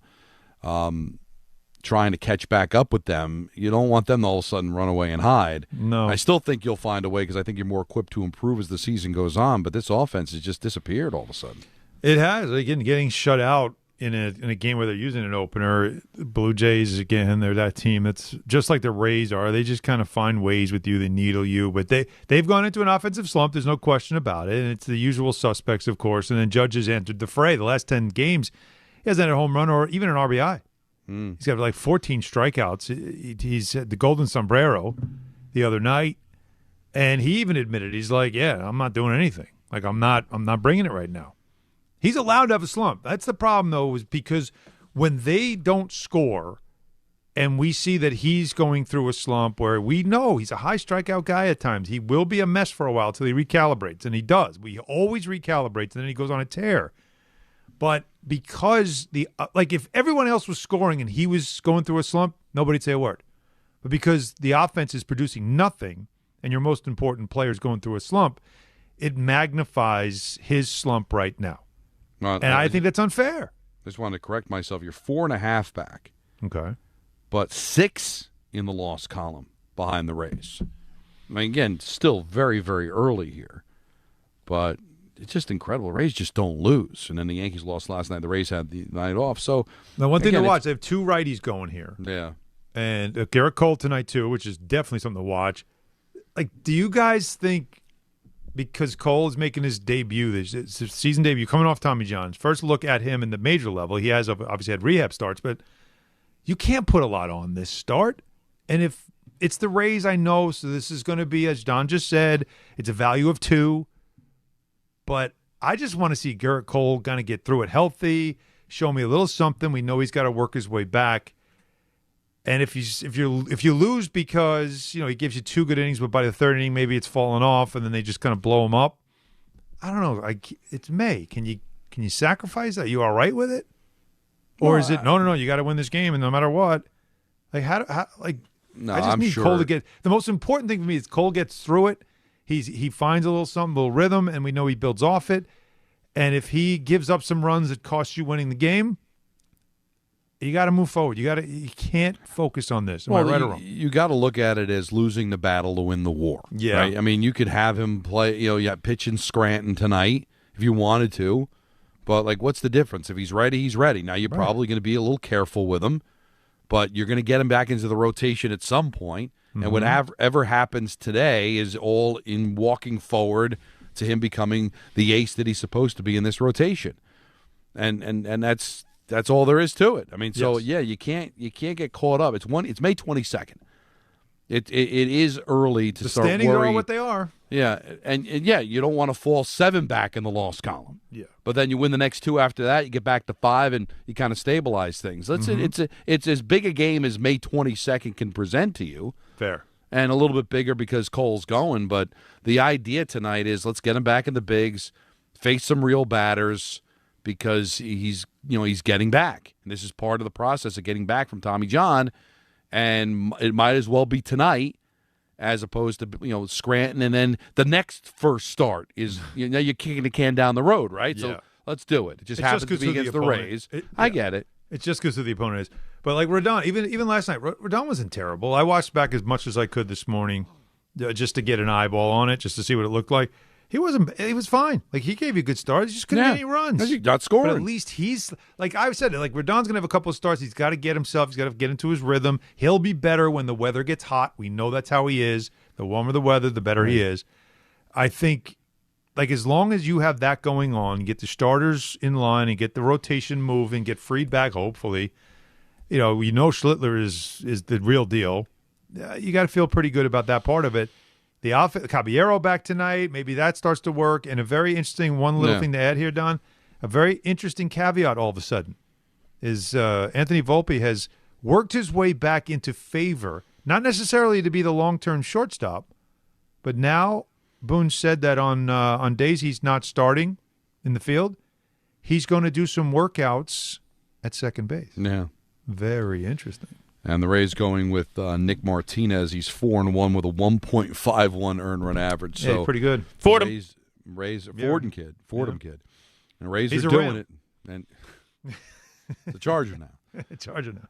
But now is ENN. It's Don, Hahn, and Rosenberg. Take you up until 6:30, and then it's Mets baseball on ESPN New York. But before we get to all that, though, you guys do know, of course, that in New York, every block is a business and every minute counts. And if you have a small business, you need to listen to me closely because I have a way for you to add some extra revenue to your business that you already run. It's called Amazon Hub Delivery. You and your staff can deliver packages right in your neighborhood on a schedule that works for you. It's a smart way to keep your hustle going, bring in more revenue, but also more visibility and staying connected to the community you already serve every day. I'll give you an example. Meet Christine. She's the owner of All Breed Cat and Dog Grooming in Verona, New Jersey.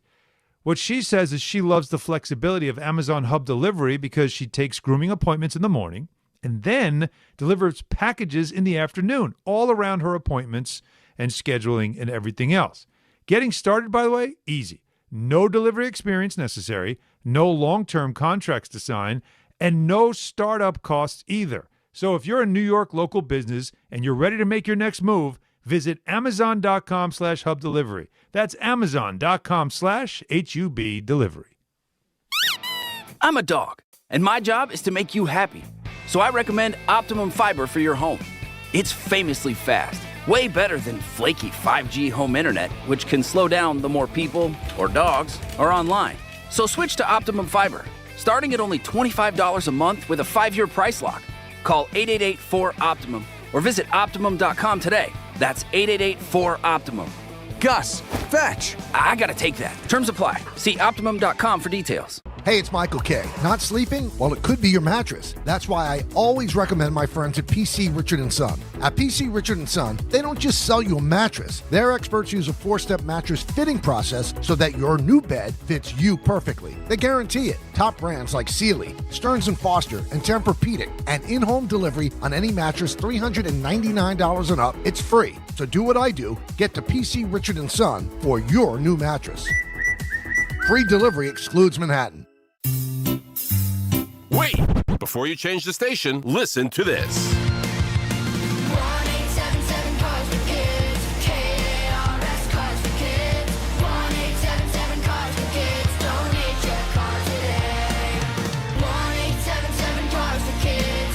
KARS Cars for Kids. 1-877 Cars for Kids. Donate your car today. Donate your car at carsforkids.org. That's cars with a K. Pickup is quick and easy. You'll also get a vacation voucher and a tax deduction. 1-877 Cars for Kids. KARS Cars for Kids. 1-877 Cars for Kids. Donate your car today. 1-877 Cars for Kids. KARS Cars for Kids. 1-877 Cars for Kids. Donate your car today. Donate your car today.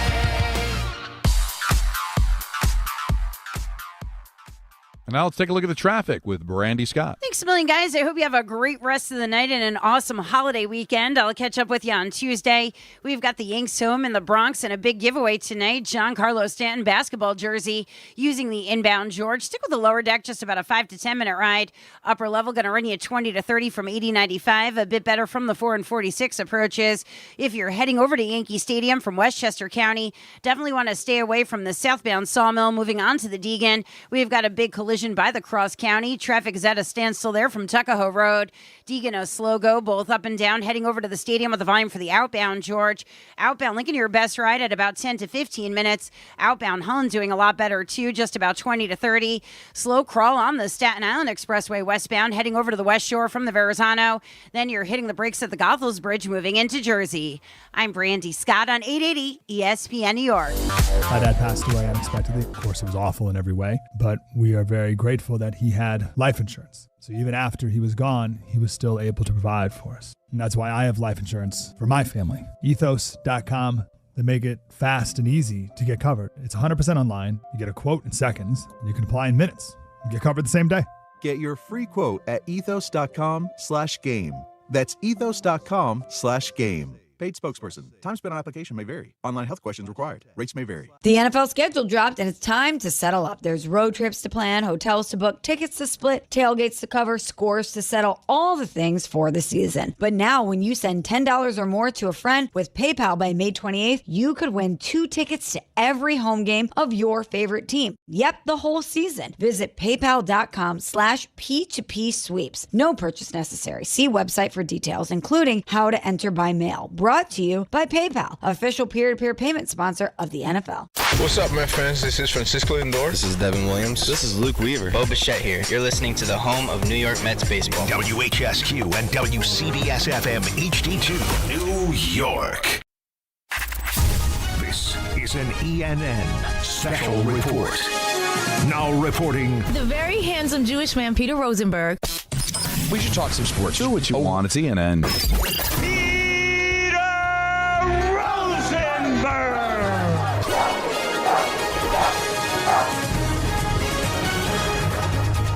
Hey everyone, how you doing? Welcome to ENN.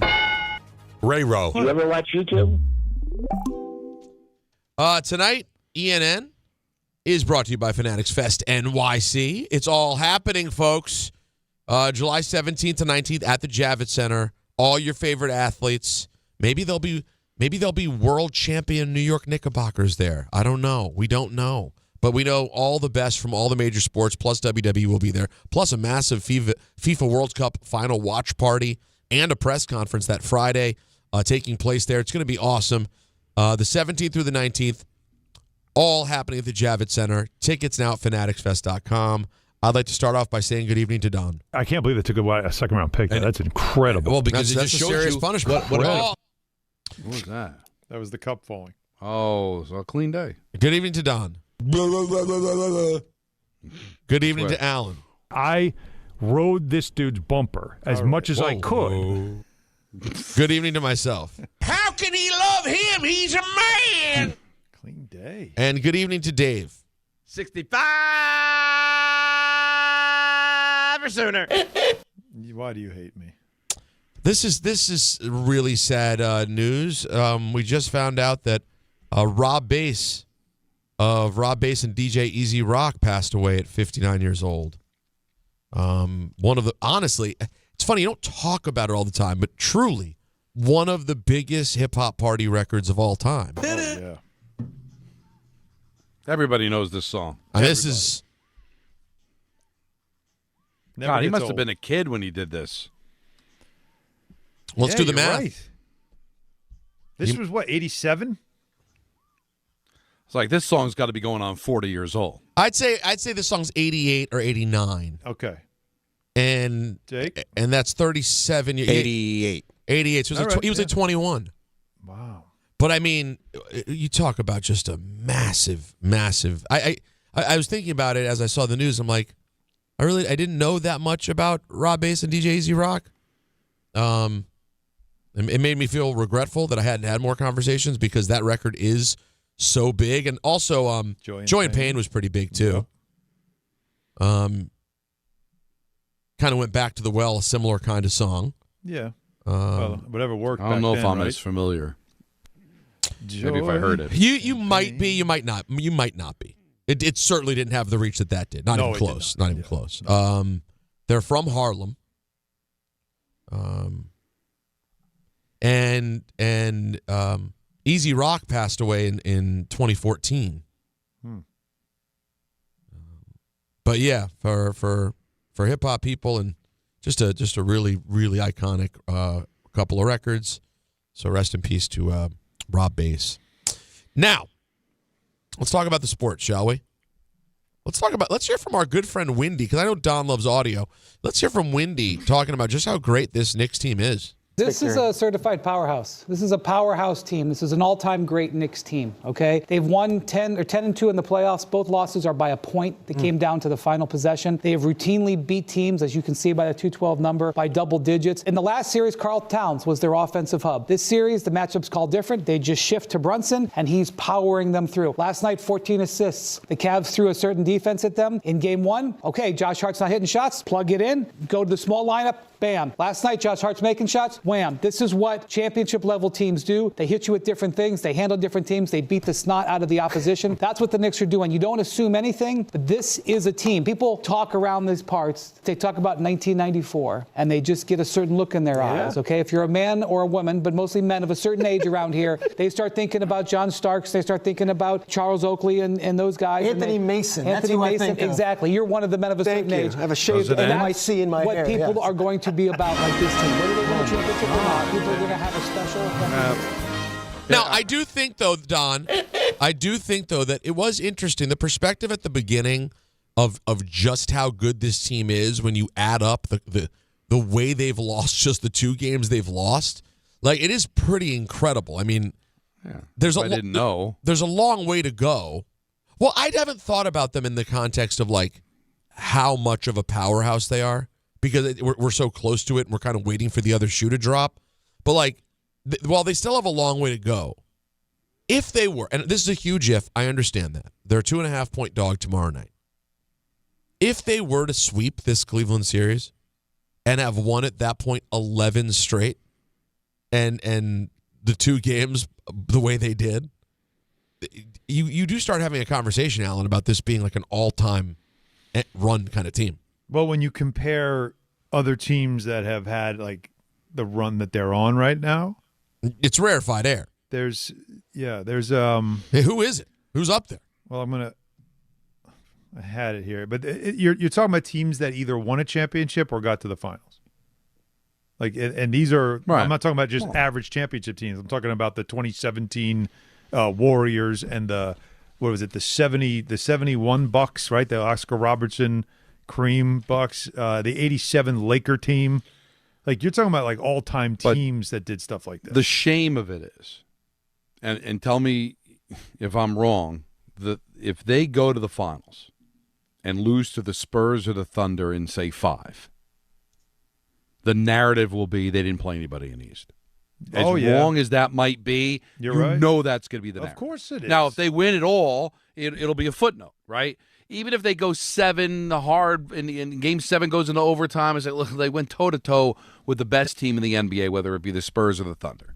But if they get dispatched early in the finals, the narrative will be they were not tested in the East. Right? You're right. And you know what it'll look like? The 24 Yankees. Oh, you beat the Royals and the Guardians. The American League was weak, and as soon as you went against the big bad Dodgers, you lost in 5.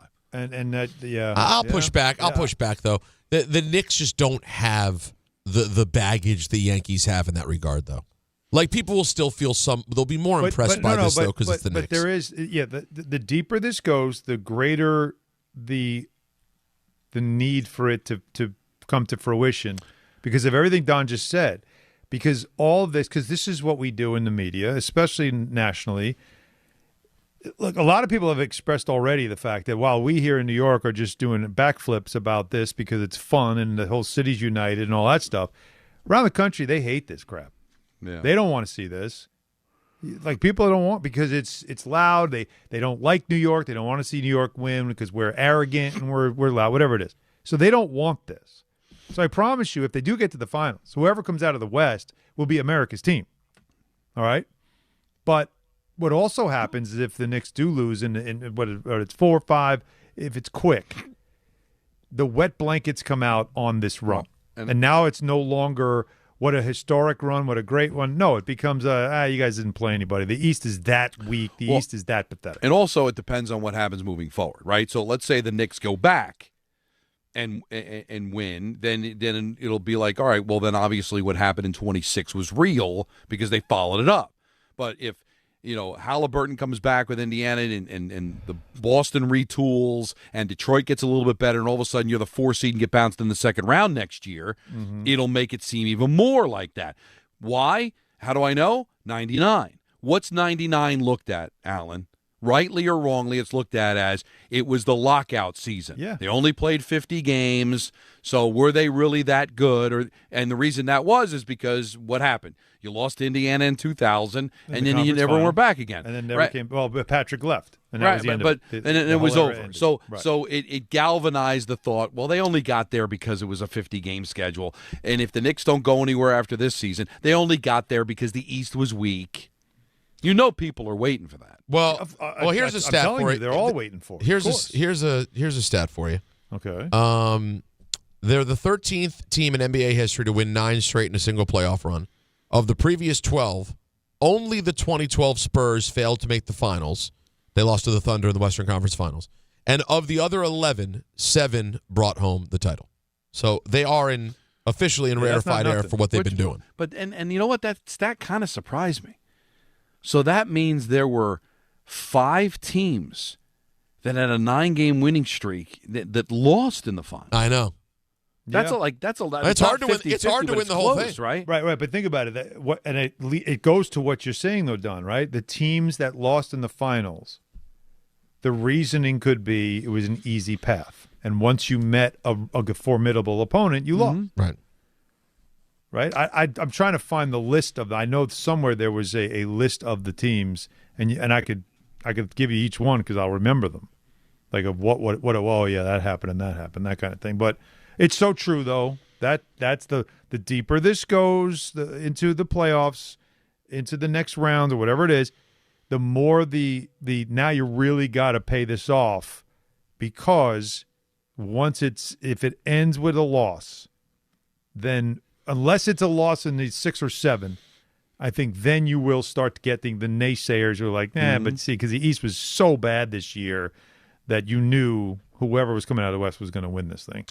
Adam Schefter was on with Pat McAfee, and he's not feeling great about what we're hearing about Malik Nabers. We'll start off with the fact that he's in the building, he's working hard, he's rehabbing, he's trying to get back as soon as he can. But saying all that, I just don't like the way that any of this sounds, right? There's a second knee surgery. There's some scar tissue and stiffness that they need to address. It's a complicated procedure. They don't know if he'll be ready for opening day. It certainly sounds like, at the very least, opening night against the Dallas Cowboys at home is in jeopardy. And it almost feels like, at this point in time, that it would be more unlikely that he would play in that game than it is likely that he would play in that game. And look, Jackson Dart is the quarterback of the future there. If we go back to last year when they finally called on Jackson Dart and Malik Nabers played one half of football together. This should be the Giants' future together. Their star quarterback, their star receiver, and we have not gotten to see them play because in the first half of that game last year against the Chargers, Nabers... So this is the thing that I take away from this is Schefter just proving my point that I was making earlier. The national media who cover football already act like the Jackson Dart conversation's been fully resolved. Like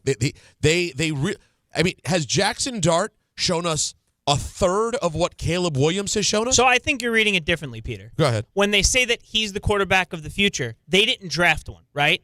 And there's none on the roster that are going to try and take this job away from him. I understand. So, for them right now, he's their quarterback. Even if he won't be, they're looking at it as this is our quarterback. I understand what you're adding the language around it to make it exactly what it is, which is that's how the Giants are thinking of it. Right. But I agree, and I know that's what Schefter probably means, but the way it's always talked about is as if it's a done deal. Like, I'm not making this up. The national feeling around it is that this whole thing has been solved, and we already know. Now, the most compelling thing Schefter brought up there, though, to me, is the fact that you haven't gotten to see him with Nabers. That is the whole thing, and that's why, even though the Nabers thing is immensely frustrating, you do really need to make sure training camp with him. You're getting no training camp, and you got to make sure he's physically ready to come back. You can't rush it. And Don, to your point earlier, you're not winning a Super Bowl this year. So even though you want to get them out there together as soon as you can, Nabers is such a potentially huge part of Jackson Dart's future, if that's a thing, that you got to make sure he's ready to go. See, what I took from what Schefter said is that you wonder if Nabers is ever going to be a thing. Wow. 2 knee surgeries, that could be a major problem. Wow. Yeah, you're not wrong. That's an interesting take too, Don. It is a troubling situation. And him and Dart getting reps together in training camp, in OTAs, in some preseason games is not going to happen, and that's something you'd really like to have as well. So yeah, it's certainly a concern. Well, listen, he may not have his tag team partner on the football field, but Jackson Dart has his new tag team partner, President Donald Trump, who he introduced at a MAGA event in upstate New York today. So half the audience is cheering and the other half is vomiting in their car. But that happened earlier today as well. Oh, just play quarterback. You know what we'd love to do? Just be good at quarterback. Just have you show up and be the quarterback. Yeah. Hey, Aaron Boone, how you feeling about big GC Garrett Cole's debut? Look, I don't want to overdo it, but obviously I think we're all really excited to get our ace back. And been a long road for him, I know, but one that we feel like's been successful too, and feel like he's ready to take the ball. Would have been great if he said, "You bet your ace." Just a nod to us. You know what? I would have loved if he did that when someone said, what's it like to get Garrett Cole? Are you excited to have Garrett Cole back? You bet your ace. Not those. Then we'd know he listens. We're excited to get Coley back. Does he call him Coley? No, he's Big G. What is he? He calls him G? No. He calls him, no. Is it my people? I remember. I think it's Garrett. No, it's Garrett. G is Stanton. No, that's right. Big G. That's where I heard the Big G is Stanton. So what does he call? Is it C? Can't be C. He doesn't. He can't. He does not call him Garrett. He does not call people by their actual names. Their government names he never uses. Ever. Let's see if we get a response. I'll ask him. Well, why don't you play? Didn't he say it in the clip? This is. I got to tell you, Peter. Yeah. If he gets back to you, then there's there's a relationship there. Well, maybe he says it here. I mean, it is. All right, let's play one more clip, and if he doesn't answer, less than an hour before first pitch. If he doesn't answer, if we don't get it in this clip, there's a relationship there. I think Peter should pursue. If he doesn't, if he let's see if we get an answer in the second clip. This is realistic expectations for Garrett Cole.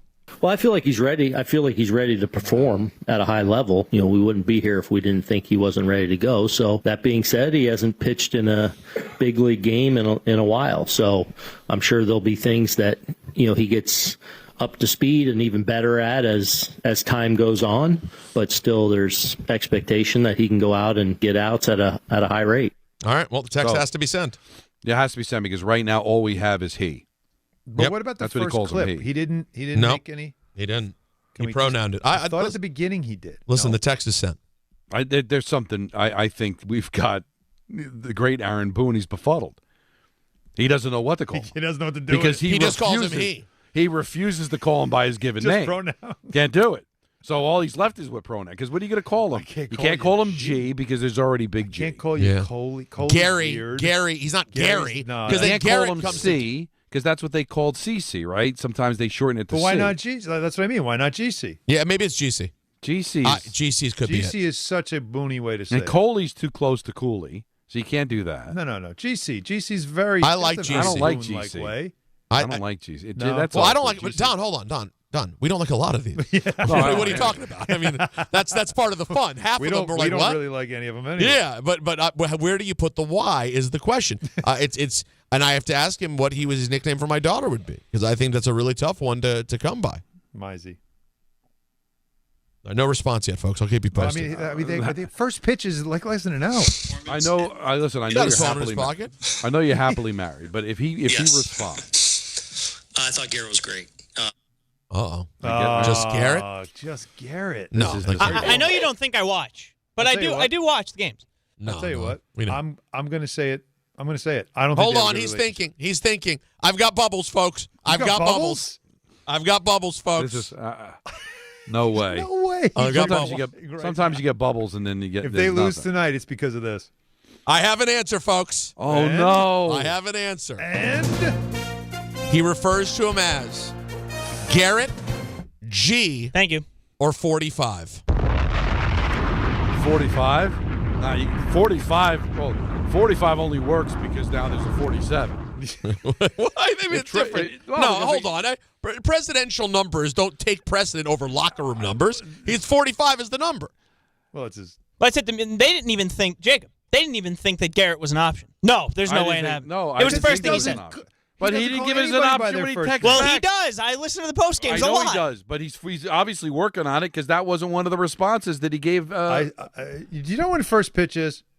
It's 7:05. Peter, I know you're happily married. Yeah, go ahead. There is an injustice if you don't follow through with this relationship. You got to pursue. There's something there. I mean, honestly, I don't know. He really likes you. I mean, I think he likes me and Alan and Michael. He has no really idea. likes. How do you, I'm just the one. I'm just the person who texts. Aaron Boone has no idea who I am. There are ball players, like there are pitchers that don't speak to anybody the day of the game. He's a manager. It's a Mike half hour before. Mike Breen wouldn't even acknowledge us when he was walking by us. Mike Breen didn't look up, right? All the guy does is call big game. Happy birthday, Mike. By the way, happy birthday, Mike Breen. Yes. Big birthday for Mike Breen. He's texting you back like Michael Durnigan. He's 45 minutes from first pitch, and he answered this stupid question you asked him. The only thing better, Alan, and I don't know if Peter would have the audacity to try. Go ahead. Is if he texts you back during a game. Then I would say, you know what, divorce your wife and just pursue what happens. I don't think that's allowed. I'm not saying no. I'm not. All I'm saying is, if he got tossed and he's in the there back? is a special relationship. Yeah. He's there. There's a place in his heart for you, Peter. Yeah, that's for damn sure. You guys are like soulmates, and you just missed out. Well, listen, maybe I'll see you next lifetime. You know what I mean? Can't quit you. Like Erykah Badu once famously said. Can't quit you. Hey, Tone, you want some Baja Fresh? There's gonna be a movie in their future about Peter and Aaron. It's gonna be called How can he love him? He's a man. It's gonna be called You Got Text. No, I was thinking you're gonna meet at the Empire State Building. I thought you were gonna go for some sort of Brokeback Mountain Sweatback reference. Sweatback Mountain. No, I'm not even going there. Back Sweat Mountain. I'm not going there. Well, you said You said I should consider leaving my wife to pursue it. I know, and I can. You understand saying sex where you is off the misunderstand. table? What Yeah, the hell? I listen. All I'm Twisted saying turn is, at Brokeback Lane. We that ended up on Lardass Street. Here we are. I'm not. I can understand where you'd misunderstand because I said you're going to have to leave your wife. I'm saying it's going to take time to pursue where this is going to go. Oh, I think it would be strictly platonic, but I think there's stuff you got to work through. There's something there. Bang! And are you okay to leave it? And just leave it there and not know. Well, I just tell you one thing: if I have to leave my family, it's not going to be platonic. Okay, something else got to happen. That's a fair point, right? You know what I'm saying? Think about it. That would be rare. You've never seen that in life, that someone walks away from the whole thing for a platonic relationship, particularly with a gender they're not even attracted to.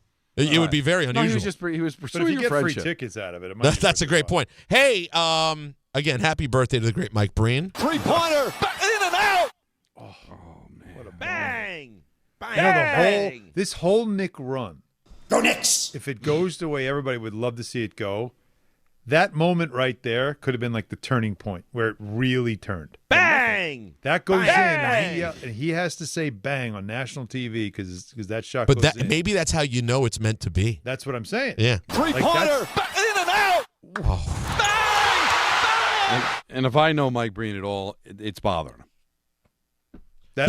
He spoke about it. He spoke about it a couple times this week. He went on with Lebitard. I think he went on with Lebitard and talked about it. Really? Yeah. I mean, he explained. I mean, it really was. It was half down. That'll do it, folks. All right. For this special Mike Breen birthday edition of ENN, brought to you by our good friends over at Fanatics Fest. Go to fanaticsfest.com. Get yourself some tickets and have a time. All right, everybody have a great Memorial Day weekend. We are not going to be on Monday. Enjoy the time off. We'll My bet is in for tomorrow. Tuesday. Money line, baby.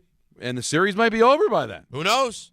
It's Don Hahn and Rosenberg. Mets baseball's next here on ESPN New York. The Knicks. Out to Hart for a right wing triple. Got it. Josh Hart's third.